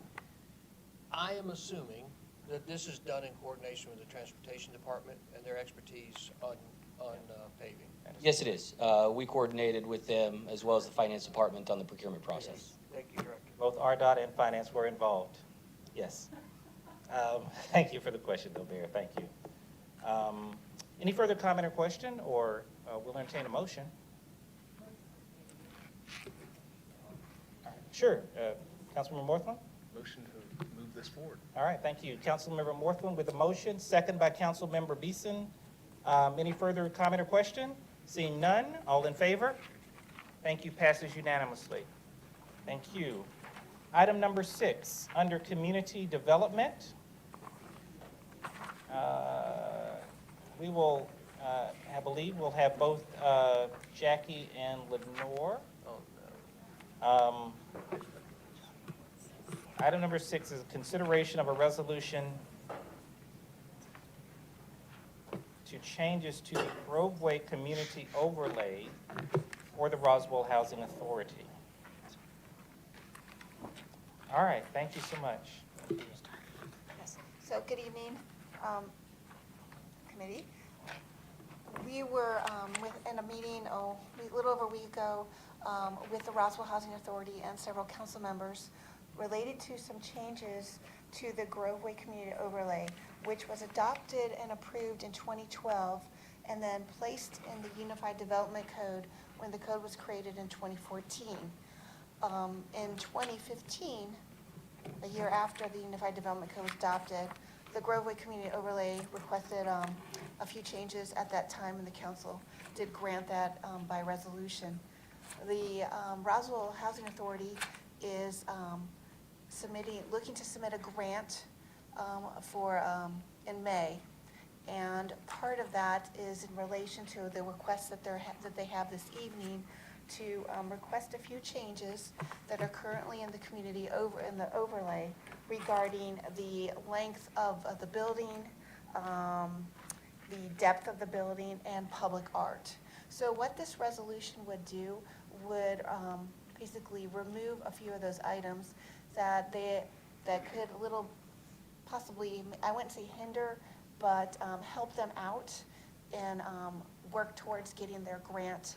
So from what we understand, they're submitting in May. They'll find out if they receive the grant in November, and then they'd be able to move forward with phase 1. They also have a phase 2 that they're going to be working on in 2024, and hopefully get a grant for that and receive the award in November of 2024, so that they'll be able to, what's the word I want to use? Rebuild. Thank you. Rebuild all the housing units out there. This will also allow them to not only rebuild the housing units, but add more. So they'll be able to improve the area out there at the Housing Authority. And just to give a little bit more of an explanation on the process that we're going through, in 2012, the section of the Groveway community, what was referred to as the hybrid form-based code, was actually codified. It was done as an amendment to the zoning ordinance. At the time, it was called Chapter 12, and these 60-some-odd pages were actually, the code was amended to include these.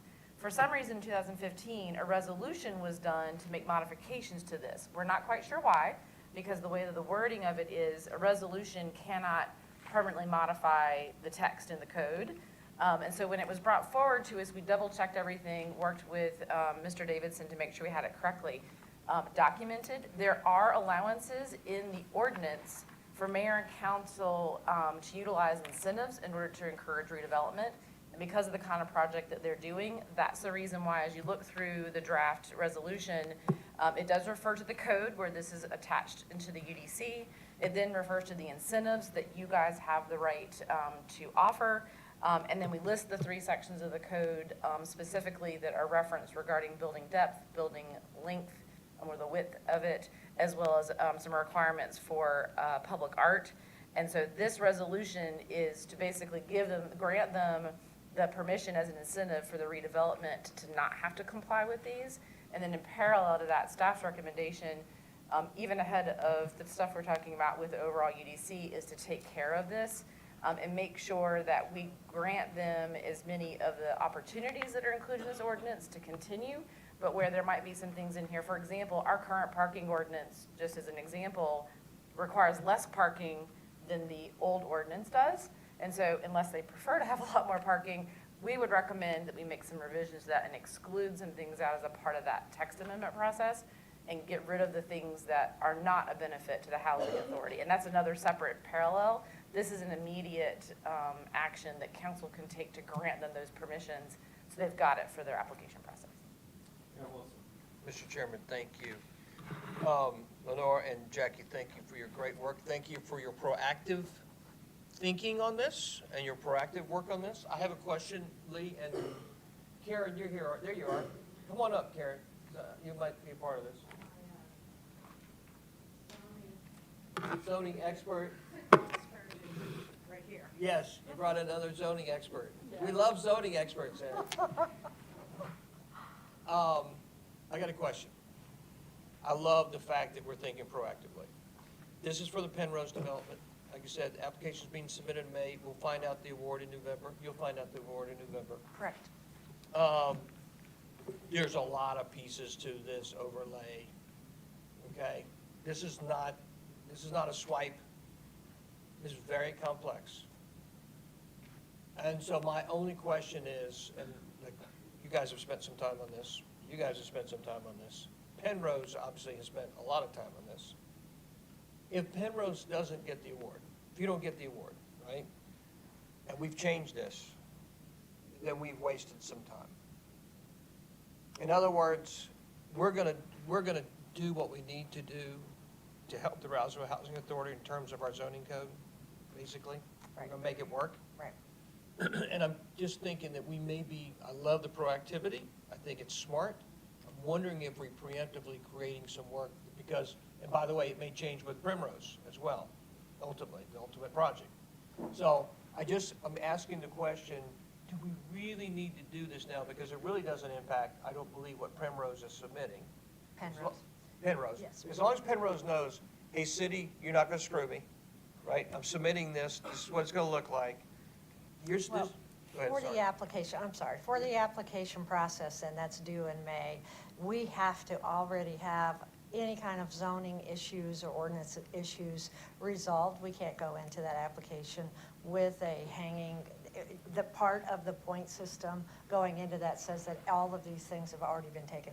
Thank you for saying that. So for clarity, to that end, what the council, the committee needs to understand is they're changing the zoning code so we can submit an application for the Penrose, right, for a new RHA project. So just to clarify, you're not changing the code. What you're doing is a resolution to offer incentives to the housing authority to allow them to redevelop in the way they found to be the best solution. So the length of the building, for example, that is being proposed as a part of the redevelopment is longer than what the ordinance will allow today. So as an incentive to encourage them to continue to redevelop it, you're basically saying you don't have to comply with that 300-foot maximum length. You can go a little bit larger. And same thing with the 100-foot depth and then the art requirement. So you are basically, by resolution, utilizing the availability of incentive to say, yes, please apply for this, move forward with this project. And these are the things that we're going to grant you as the mayor and council. I think I said that right.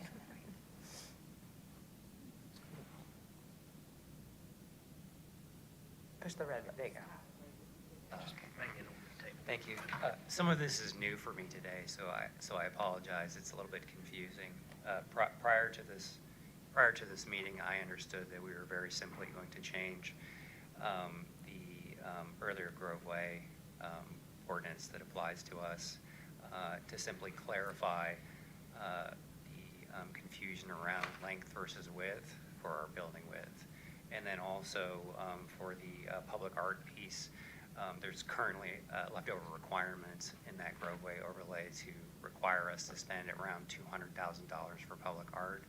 And we're definitely not against art at all, but we thought that because we're looking to the city to help us with this, that the money is better spent on housing at this time, and we can work on partnerships with maybe some other organizations to make art available and to do that kind of thing on our property. So We don't have a problem with providing a space for that or an outlet for that. We just don't have the budget Of $200,000 to spend on art going forward on a low-income housing project, so. Correct. So we are looking for something simple. And really, the width of the building is to ensure that we can build this building without requiring additional elevators and HVAC and other mechanicals that we would require if we divided the building into multiple buildings. Now, under the UDC today, for all other properties in the city of Roswell, there is not the width restriction that we're facing. And I believe that the width, length confusion that is causing us a problem was one that staff highlighted for us. So I'm not sure if this needs to be very complicated, but the new way that it's being phrased by Lenore here is new for me, and I don't quite understand the difference from my original conversation with Jackie. But as long as our properties aren't, changed to have the UDC apply to them, and that we still are living under the Grove Way resolution, then I'm okay with that. I'm just curious, City Attorney Davidson, would you weigh in on this? Because one thing I have learned, that there's never anything simple when it comes back to the zoning code. There's always a bite. There's always a bite. So the Housing Authority is subject to the Grove Way overlay by ordinance. The only thing that's happening would be some of those requirements that are in there are being canceled by this council, which is allowed in that ordinance by resolution. So that's all that's happening. So this is much more simple than going in and trying to change an ordinance and going through all the hearings and all the time that would take. This is a fast way to do it by an incentive that's already in the ordinance, that's already been done once by resolution. So this benefits you.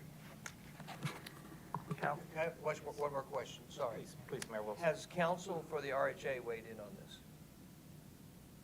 If not, it's okay. No. Just asking. Okay. There hasn't been a need to take it to him. We took it through the engineers with, and the architects and stuff with Penrose, so it's not something we would always go to him for. Councilmember Beeson. So just to confirm, for clarity's sake, what we're trying to do this evening is remove prohibitive measures to make it more cost-effective for Roswell Housing Authority to redevelop the property, or at least what you're putting in your application to HUD. Is that correct? Good, I'm good. All right, thank you.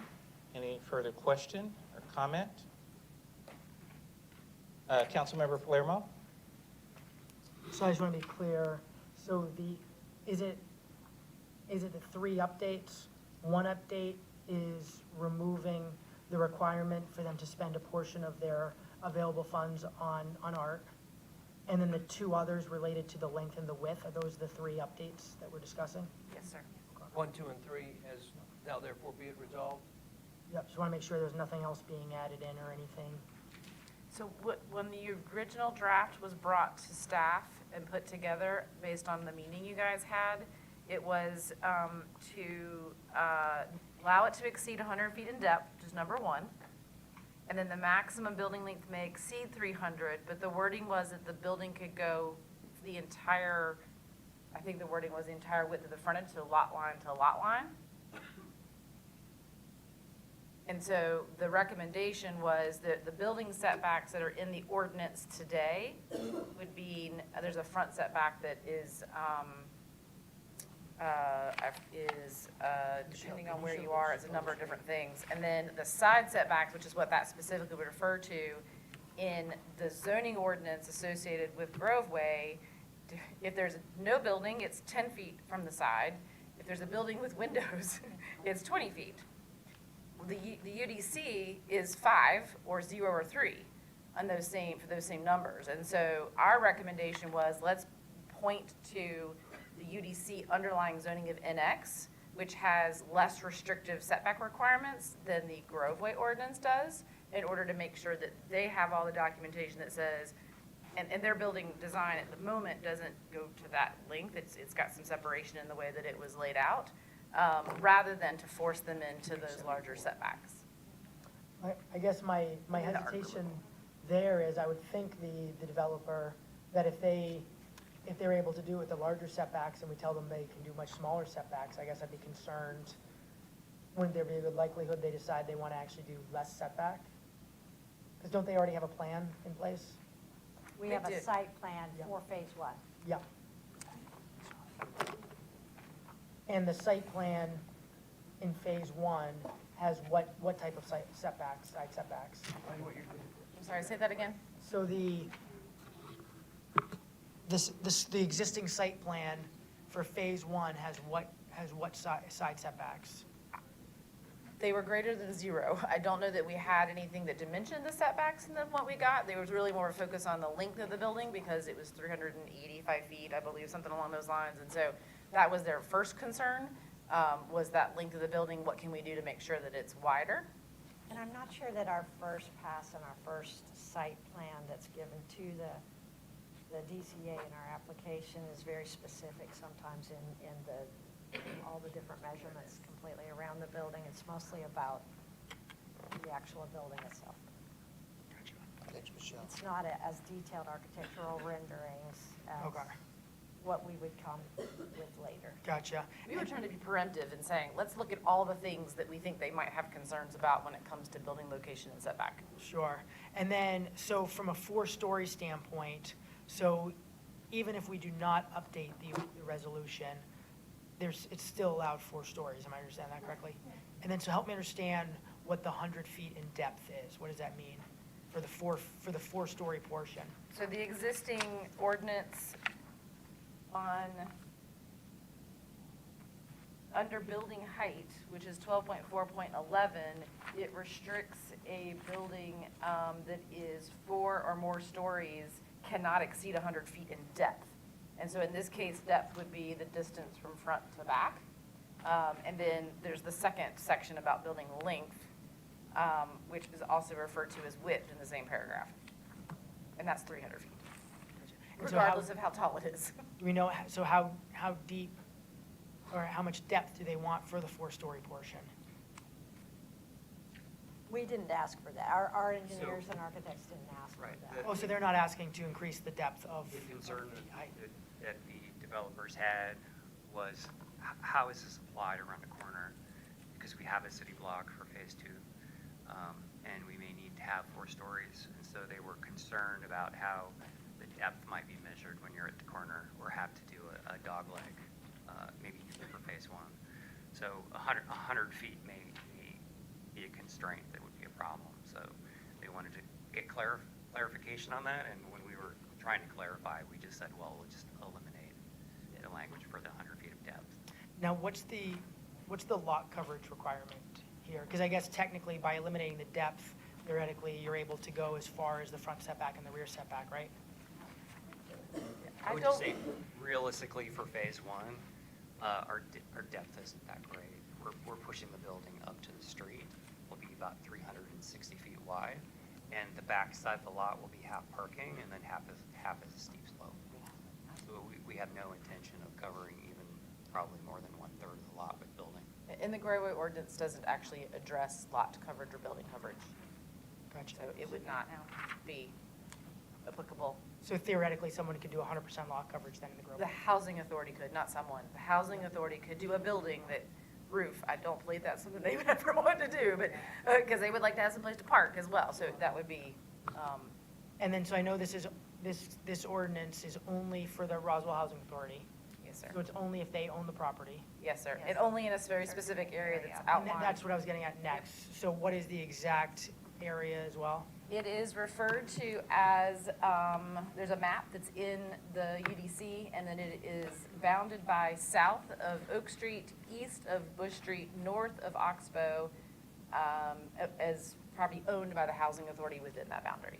I think it's page 49 of 61, if you want to refer it there on the greater map. Oh, yeah, it's actually included in the ordinance, I believe, as well. Yeah, the ordinance is page 48. It Which packet page essentially is that? covers our property that we currently have subsidized units on. Packet It page does not, 123, packet page 122, sorry. doesn't cover the Myrtle Street apartments that we also own in Groveway. Yeah, it's way in the back. Slow down,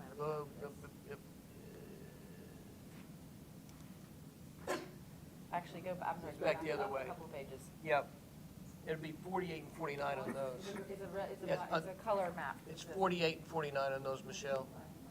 You're almost there. There it is. 49. Oh, that's helpful. I thought you'd like that. Yeah. Very clear. Yeah. Mine is in color, I don't know how, but. And turned sideways, but that's okay. All right, do we have any further, yes, Councilmember Hall, I'm sorry. I just have a question about the language. We had talked about this briefly before the meeting. In item number 2, that it also referred and meet the building type standards under the UDC for NX, and I thought this is not applicable. Right, so you're correct. Normally, the NX would not, but in this case, because of the concern about the building dimensions, and it sounded like, from what I understood from Jackie's meeting, that there might also be some concerns about the setbacks. The setbacks that are in the Groveway ordinance are larger than the requirements in NX. NX is like 0 and 5 feet. And so our recommendation to at least rely on something that is codified is let's point to the NX zoning classification, which says use tinier setbacks than what the zoning ordinance that that applies to Roswell Housing Authority property would be, just to give them more flexibility. I just have a question. Won't that be confusing? Because here, it's 10 feet between buildings unless one of them has windows facing one side, and then you have to go another 10 building. Does our NX code say that? No. So if we had that, it would conflict with this, correct? So I'm I going to don't know make if the I'm mayor very following. angry because it actually, the zoning ordinance that applies to the housing authority actually conflicts with itself. Because on one page it says their buildings have to be 30 feet apart, and another page it says 10. So, the building separations, I think as far as what staff would be concerned, is not our concern because they're not looking on this particular phase of doing, it's one building. It's really more of it has a larger footprint than what the code today says they can do. We want to make sure they have the flexibility to do what the project makes sense for this site. It is, even though it's a flat in the front site today, it's complicated, and they recognize that. They are looking at the multiple floors and just making sure that they've got the flexibility of the project as they're trying to push it forward now. The zoning ordinance that they are subject to doesn't allow it. And so we want to make sure that anything that's a hindrance of that they have flexibility. Sir. Could we add something to the effect of whichever is less restrictive? Sure. I'm concerned about what we haven't considered with this. I know we have a little bit of time, but I would like to ensure that if we're adopting a UDC zoning code, that we aren't additionally restricted by that. All right. Councilmember Palermo. I guess just my concern going back to setbacks, so you mentioned, it sounds like you're suggesting that we reduce the setback so we can go, because NX is either 0 or 5 feet For the side, yes, sir. for the side. And, okay, so not front. No, sir. Okay, what's the front setback? Front in the ordinance is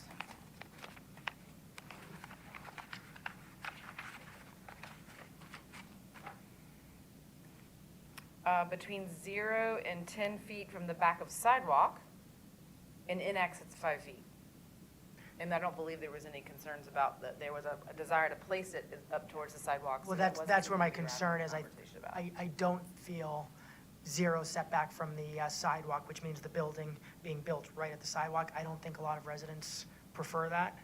But And just to clarify, we haven't asked for this. We haven't asked for a modification of the setback. okay, at so all. that's what I want to go Being back to. brought up by staff So, here. so basically, okay, so I want to make sure it's clear. So what the RHA really needs to feel confident with the request is not changing everything, but changing those 3 things that we discussed back in the beginning. Is that clear? Or am I understanding that correctly? Width Yep. and length, confusion, and Yep. public art. Yep. So we may have misunderstood. The original draft that we were asked to do asked for 0 side setbacks from the side street and from the side interior. So we may have been misunderstood, but the original draft that staff was asked to do had 0 side street and side interior request. And so that's where, Can I go? So that's why. So we thought that was a part of the request, so I apologize if it was not. No. Thank you, Lenore and No, Jackie. you may have- That's why it is always an interesting, there's nothing simple when you start talking about zoning in our city. And that was my concern about, I appreciate the proactive approach, and it sounds like that the developer has got to have it buttoned up in terms of what's allowable, right? I'm going to suggest that there might be some work done with the community development liaison, perhaps, maybe in the next 2 weeks, perhaps, that we button up some of these pieces to bring back to perhaps the next committee meeting as a suggestion. committee or council? We go to council, I mean, I know, committee's good with going to council, I'm certainly good with going to council. If there is something that we can do to button this up tonight, we would much appreciate having this solved in the next council meeting. Which is March 26th. I just think, Eric, there might be some more questions that Councilmember Palermo from the Community Development Liaison piece might ask in consultation in a private meeting that might raise some other issues that might need to be addressed. That Mike's gonna go down and say, what about this? And you guys are gonna have to delve a little deeper and answer that question. Right, and of course, our goal is just whatever the housing authority needs for their project developer to be able to feel comfortable moving forward is what we Yes. want to make sure this covers. And it sounds like it doesn't, so we want to make sure that that's covered. The other option could be if there's a need to bring it back to committee, is this would be on the March 28th committee, and then we'd have it on the April 10th council. We've got a special call resolution. meeting, so it could be on the 27th committee, on the same night as, Yeah, it could be the 27th or 27th. the 28th. Yep. I mean, I'd say, basically my intent is if we're hearing from the RHA and their developer that they need to go use the full width of the property, then I'm which it sounds like they might not even be saying. So, but bottom line is, what I was not hearing is that they potentially need to be closer to the sidewalk and built on the sidewalks. That's where I wouldn't want to create that possibility for the developer or for the community thinking that we're eliminating front setbacks. So that's where I do want to be targeted while still not being overly restrictive. Our developer has not mentioned that, nor has it come up when I validated what we were asking for. So they were very comfortable with just clarifying length and width. So we could strike that whole section. Okay. You would be comfortable with that, and that would be fine with us. Again, we were. Okay. Trying to anticipate. And then, yeah, so I think it makes sense to move this to council. Obviously, there always could be, and certainly there are situations where there could be changes at that council meeting from what goes at committee, but based on what's drafted, it sounds like that's meeting all the needs. I do have actually kind of a final question, now that I'm able to actually understand the map. So can you say again where, as long as the property is owned by the RHA, where the properties are that would be impacted? The UDC lists that they would be bounded by south of Oak Street. can you show that with a pointer so everybody can see that? Do you want me to show? what- If you could do that, that'd be Yeah. amazing. So it's south of Oak, which this map is turned sideways, so. This is Oak Street. Yep, I know it's not sideways. Right? yep, that's perfect. Yep, And then east of Bush Street, So our property is south of that. right? all right, so east of, This property, And then Bush Street is labeled right there. yep, to the left, the. Right where you, left of where you're just pointing. Left of that, left, I don't right know there, what street. yep. Towards Highway 9. Right there, yep, perfect. All right, so that's the far left corner, that's North of Oxbow. the So north. they have property that backs up to Oxbow. We have these two properties, we have this property right here, Yep. and then we have this small piece. Right. Or actually, it's this piece of property Yep. right here. That's what we, this one, these two, this. All right. We also own Myrtle Street Apartments, which are right up here, but they're not included in this ordinance. Right, perfect. So with that, I would like to motion, oh, sorry. Clarifying question. Councilmember Hall, yes, please. Thank you. So my question for myself is, I understood that they were coming for two things, to clarify width and length, because there was some. And art. And art. And those were, that doesn't change any setbacks, that doesn't do anything, it just clarifies the language of art, width, and length. And then there is this added sentence, and meet the building type standards under the UDC for NX. Why is that in there if we're not going to go down this path right now? We can strike it. The original draft that we had included going lot line to lot line, as if asking for zero setbacks. Okay. The original draft So that if we you were given. strike that, I'm good So with we it. we could absolutely Thanks. strike that. We just had the wrong information. Motion to strike that line and move this to the next regularly scheduled mayor and council meeting. All right, that's a motion by Councilmember Palermo, and Councilmember Hills, I saw first. And any further discussion? And also, I believe, with the understanding that if there were conversations that needed to take place prior to that with the liaison and with staff and RHA, those would take place prior to the council meeting. So we have a motion, we have a second. Any further discussion? Seeing none, all in favor? All right, it passes unanimously. Thank you so much. All right, that does conclude the Administration and Finance and Recreation and Parks Committee meeting for this evening. I will entertain a motion of adjournment. Motion to adjourn. Oh, Mayor. Motion to adjourn? Motion to adjourn. Second by Councilmember Beeson. All in favor? Mayor, we got the public safety. No, we still got a whole other meeting. Don't you do it. Don't you do it. I know what you're thinking. Absenteeism.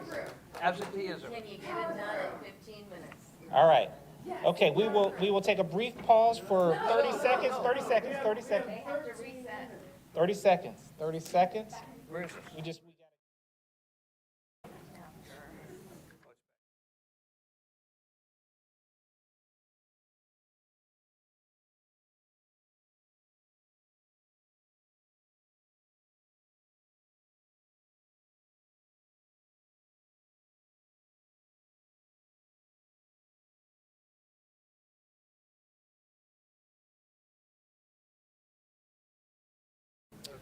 All right. All right, we are ready to begin our next committee meeting. Good afternoon and welcome to the Public Safety and Public Works Committee for March 14, 2023. Certainly acknowledge our elected officials present, Mayor Kurt Wilson, Councilmember Christine Hall, Councilmember Michael Palermo, will be back in just a moment, Councilmember Peter Vanstrom, Councilmember Sarah Beeson, Councilmember G. Lee Hills, and Councilmember William Morthland. I'm also accompanied by City Attorney David Davidson. I'm Randy Knighton, City Administrator. The purpose of committee meetings are for city departments to convey information to the mayor and city council and discuss initiatives on the listed agenda by ordinance. The committee consists of the mayor, city council, and city administrator, and the city administrator serves as chair of the meetings. This is a public meeting, but not a public hearing. Therefore, while this meeting is certainly open to the public, and we appreciate those who are present and watching online, comments or questions are not taken unless specifically authorized by mayor and council. Public comments or questions are received on the second and fourth Monday of each month in city council meetings and on the fifth Monday in open forum. We do encourage citizens to access our online platforms and contact city staff and talent for any questions you may have. We also encourage you to access the city web service portal and Roswell app to report any issues or concerns. The first item on the agenda for this evening is the approval of the minutes for the Public Safety and Public Works Committee meeting for February 14th, 2023. Motion by Councilmember Beeson, second by Councilmember Vanstrom. Any further questions, comments? All in favor? Thank you. That passes, and we'll have 2 abstentions. You don't have to, you don't have to. If you read them. As long as you read them, it has nothing to do with if you were there. I photographically have already read them 3 times. Right here, it's written. All right. All right. We will note that under Public Safety Fire, we do not have any action items for the evening. And then under Public Safety Police, item number 2, consideration of Amendment 1 to the Agreement for False Alarm Management. Chief Conroy.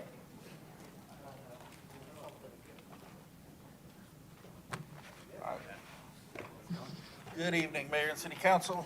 I think we all know our 911 Director, John Potrobowski. He's here as well for this item.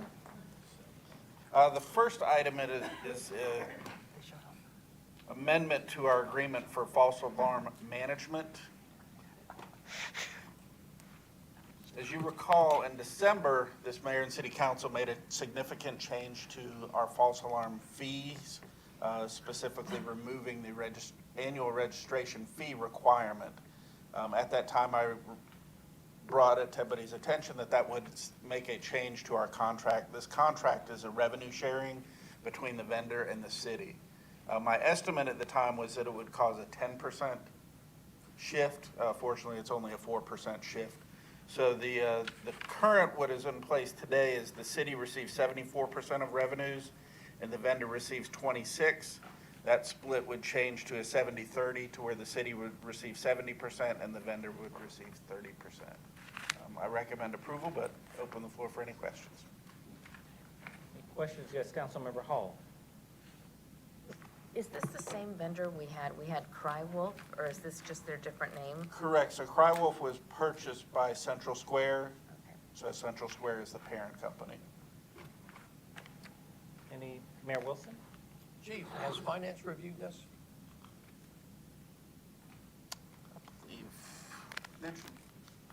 I think we sent it to them when this originally was They reviewed discussed. the amendment of the change? No. Councilmember Beeson. To emphasize, though, this is a reduction. So do you have hesitancies, Mayor, with the reduction of the percentage that we expect the vendor to receive? Sarah, you should know me better than that by now. I am not into the solutionary process. I'm into the process.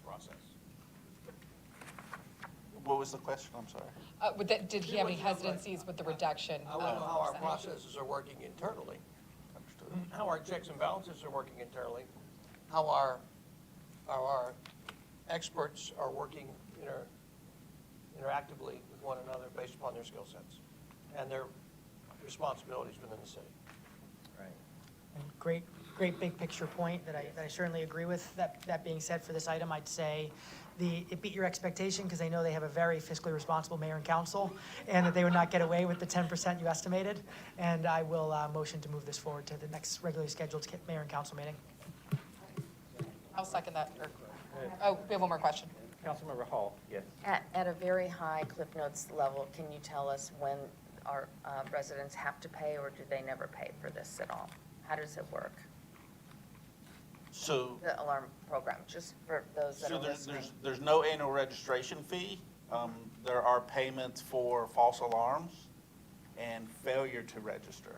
So there are payments for that. And not the first false alarm. Correct. The first, and I don't have the schedule in front of me, the first false alarm, there's in a 12-month period, there's no charge.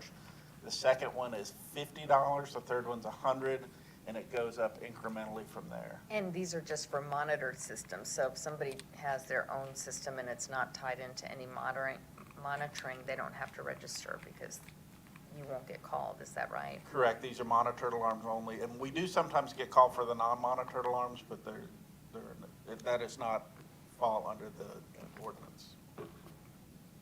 Thank you. Any further question? I believe we had a motion by Councilmember Palermo. I will second it, but also just to clarify, since based off that question, I want to be clear that there's no upfront costs that are coming out of this. This is payment that's coming out of the revenue shared, and revenue is a fun word for this, but really it's the fees that we collect after or starting at the second false alarm. So originally, before December, you would pay the upfront entry fee, the signing up fee. The annual registration fee. You also would pay the first false alarm fee. As of December, we waived those fees. So now no one is paying anything until the second false alarm within the calendar year. And that's where those revenues are drawn from. And it's the reduction of how much the vendor is receiving on a percentage rate, and the city is actually getting more out of it. So with that, I'm going to second it. All right, we have a motion by Councilmember Palermo, second by Councilmember Beeson. And with the notation of process, Mayor Wilson. Duly noted, sir. And we will ensure that it's connected going forward. Motion by Councilmember Palermo, second by Councilmember Beeson. Any further questions? All right, seeing none, all in favor? All right, passes unanimously. Thank you. All right, the next item we have is a discussion of an potential intergovernmental agreement with Fulton County pertaining to the Alpharetta Jail. Chief Conroy.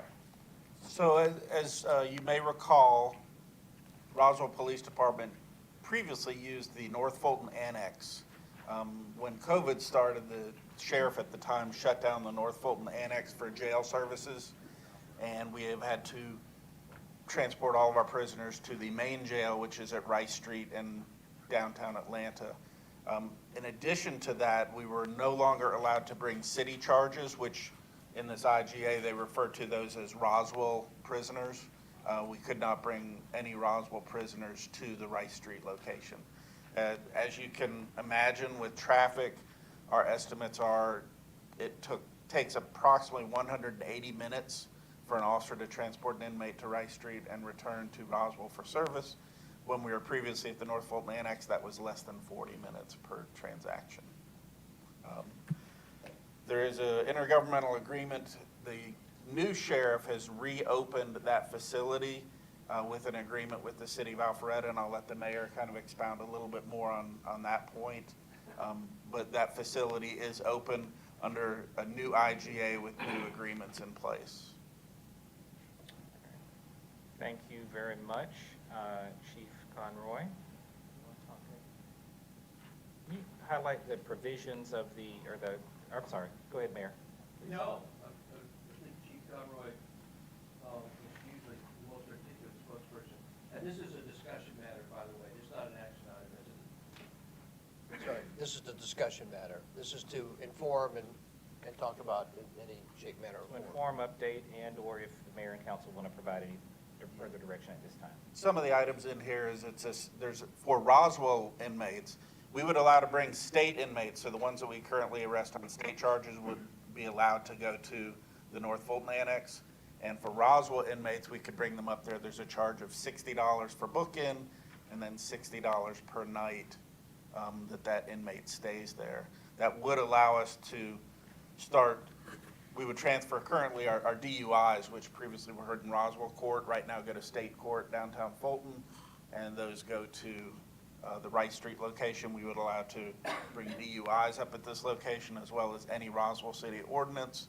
And for our jail, anybody who has a failure to appear at the Roswell Municipal Court could be arrested and transported to that North Fulton Annex under that $60 per day charge. Yes, Councilmember Hall?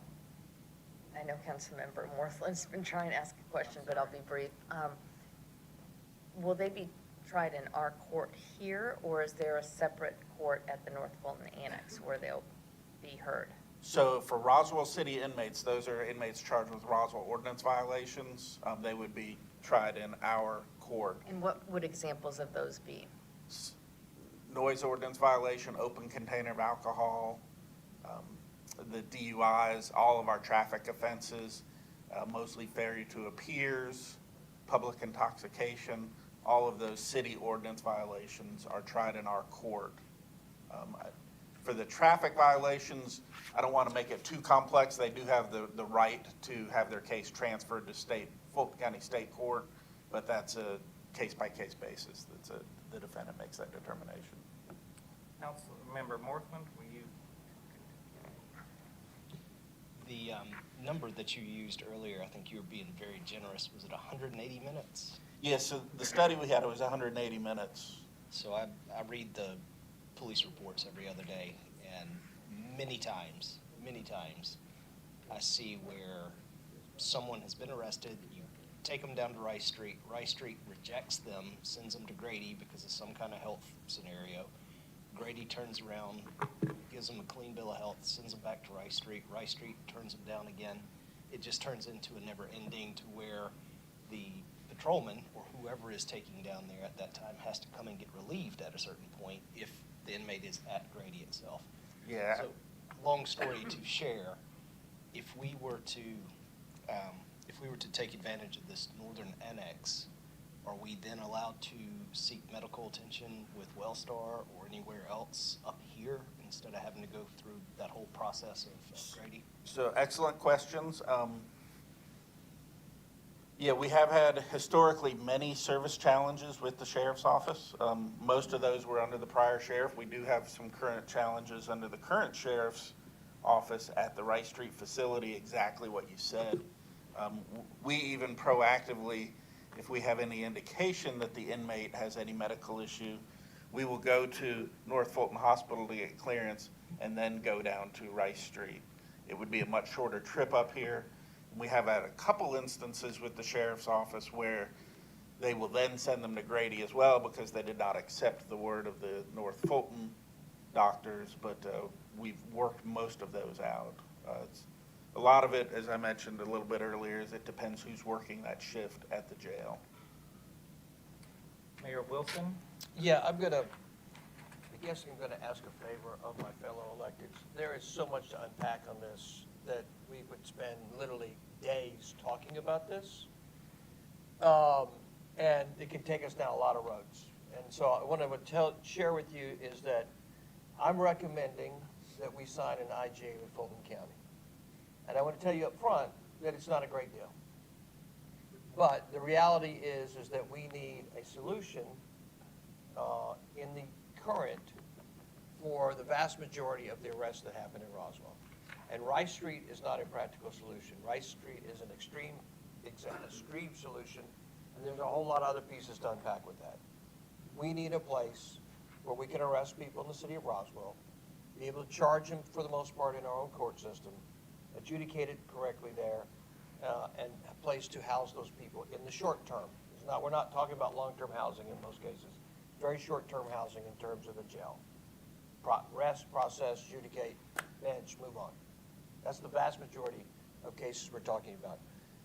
I can tell you that our court needs a solution badly. Our judge and our judges need a solution. Our police need a solution. I could go on and list for you reasons upon reasons upon reasons. This is not a great deal with Fulton County. It is replete with challenges and replete with questions that I could not give you a fantastic answer on, nor could the city attorney, nor could the chief of police, nor could the city administrator. I'm still going to recommend to you that we move forward with signing with an IGA. We are desperately asking Fulton County for some clarifying questions on some simple answers. I can't promise you that we're going to get great answers because the history is not showing the ability to answer questions in a satisfactory manner. And at the end of the day, there's some things that I'm not comfortable with, nor the city administrator, nor the chief of police, nor the city attorney. But the other option is staying in limbo and not having a jail. And that ostensibly is what we have today. We have a place at Rice Street where basically 3% arrests are applicable, the rest are not. So it limits the police, costs the police a lot of time, efficiency. It limits the court, significantly alters the ability of the court to take action. So we have to have a solution. And this is not the best solution in the world. But I can't tell you enough how much I think we need to sign the IGA with Fulton County. And I want to tell you, it's replete with problems. Councilmember Palermo? I appreciate the work in getting to this place, knowing that it's still not the ideal, but that it's much better than where we were because, so we're talking about people that commit misdemeanors. So if they're committing felonies, they were always going to Rice Street, right? Was that the? No, so what would happen actually, just to give the logistics, so even with felonies, we will transport them to the North Fulton Annex. They're not considered Roswell inmates, they're under state charges, and then if they're going to stay at the facility, the sheriff's office transports them down to Rice Street. Okay, so it's just for the Roswell court, it's always misdemeanors, is that what it was? So, yeah, everything held in Roswell Municipal Court is an ordinance violation, which is equal to a misdemeanor, less than a year. All right, because basically, I'm absolutely supporting this. Frankly, Rice Street is a very dangerous place and not at all an ideal situation where anybody from Roswell should be going. So I absolutely support us entering in an IGA where instead people are going to Alpharetta. I do want to make sure that the police department's continuing to use the common sense that I believe they have been using for a while now, which is of course knowing when there's an issue versus knowing when something can just be de-escalated and not getting Alpharetta Annex, not creating a frenzy, but just using it as a tool that we certainly need for keeping Roswell residents safe. So knowing that I trust the chief and his police department with that, and knowing that for those extreme situations, much safer and better to be at the Alpharetta Annex than Rice Street. I'm absolutely supporting this IGA tonight. Thank you. Thank you, Mr. Knighton. So what is the term or length of the IGA? Like, is it annual? Does it renew into perpetuity? How does? It's 10 years, but But it's 90 days. yeah, it can be canceled within 90 days. And we don't have to utilize this. We can still continue to go to Rice Street and not arrest Roswell residents at the time if it's in place.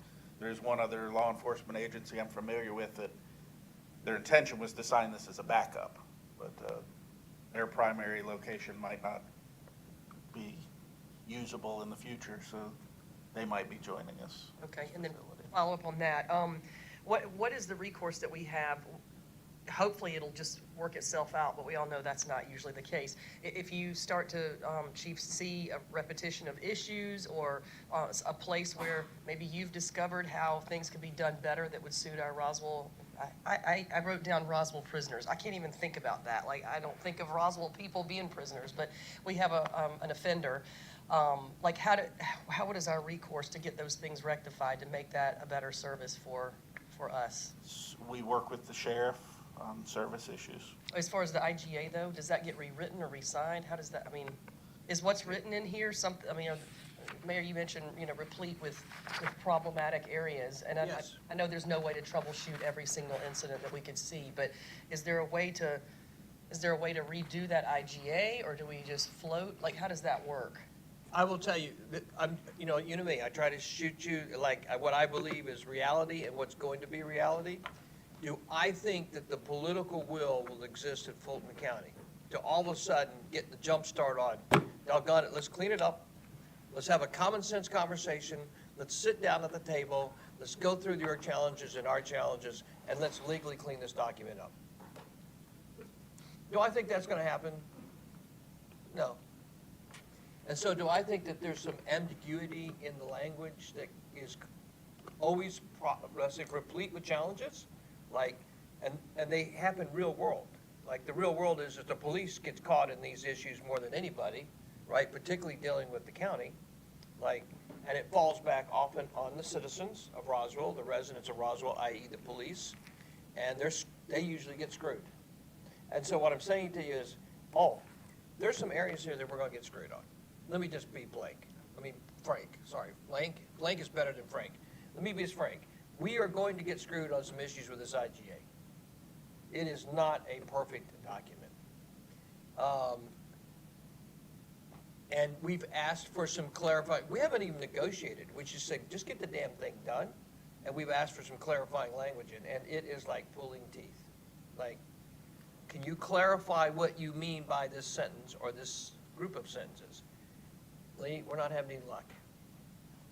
And at the end of the day, we're going to have to sign the damn thing or wait them out. Waiting out Fulton County has not been a great strategy in my short tenure. I don't know anybody here anybody had success waiting out Fulton County? Fulton County can wait you out all day long because they got the resource, and they don't seem to be motivated. And unless, again, the people side of the people can, in Fulton County, turn the wheel over at the commissioner level and the elected level and get different types of action, we got what we got. And I'm telling you, this is a perfect example. We've asked some very simple clarifying questions, not even questions of negotiating on price or delivery of services. Just, hey, can you elucidate this answer? It's ambiguous. And I'm telling you, that's what I'm saying, you're gonna come back and you say, Kurt, why did you guys sign this? Well, I'm asking for you for the permission to go ahead and sign it because it's a better solution than not having an IGA. It's a better solution than not having it right now. That's the reality. But if you say, Kurt, you signed something that's ambiguous, I'm going to say, yeah, I did. Councilmember Beeson? I would say in the interest of city resources, the needs based on our court system, being mindful of our police officers' time as well, of what it takes to go through the process of arrest. I'd like to make a motion for passage for the intergovernmental agreement with the Alpharetta Jail Facility for inmate housing discussion. Yeah, but I like that. I like that she's doing that. Because it needs to be voted on by you guys, right, at the end of the day. So thank you for making that motion, Sarah, because it is for discussion, but can we make it a motion and move it forward? Absolutely, to move it forward. Because we need the authority to be able to move. We need your authority. Thank you. Motion by Councilmember Beeson. Is there a second? Second by Councilmember Hills. Any further discussion? Seeing none, all in favor of moving this item forward for a formal mayor and council vote? All right, thank you. That passes unanimously. Thank you. Thank you so much. Thank you. And with that, we'll note that there are no public works items in need of action. And we will entertain a motion for adjournment. Motion to adjourn. Motion by Councilmember Morthman, second by Councilmember Beeson. All in favor? All right. You read that? Passes unanimously. Thank you.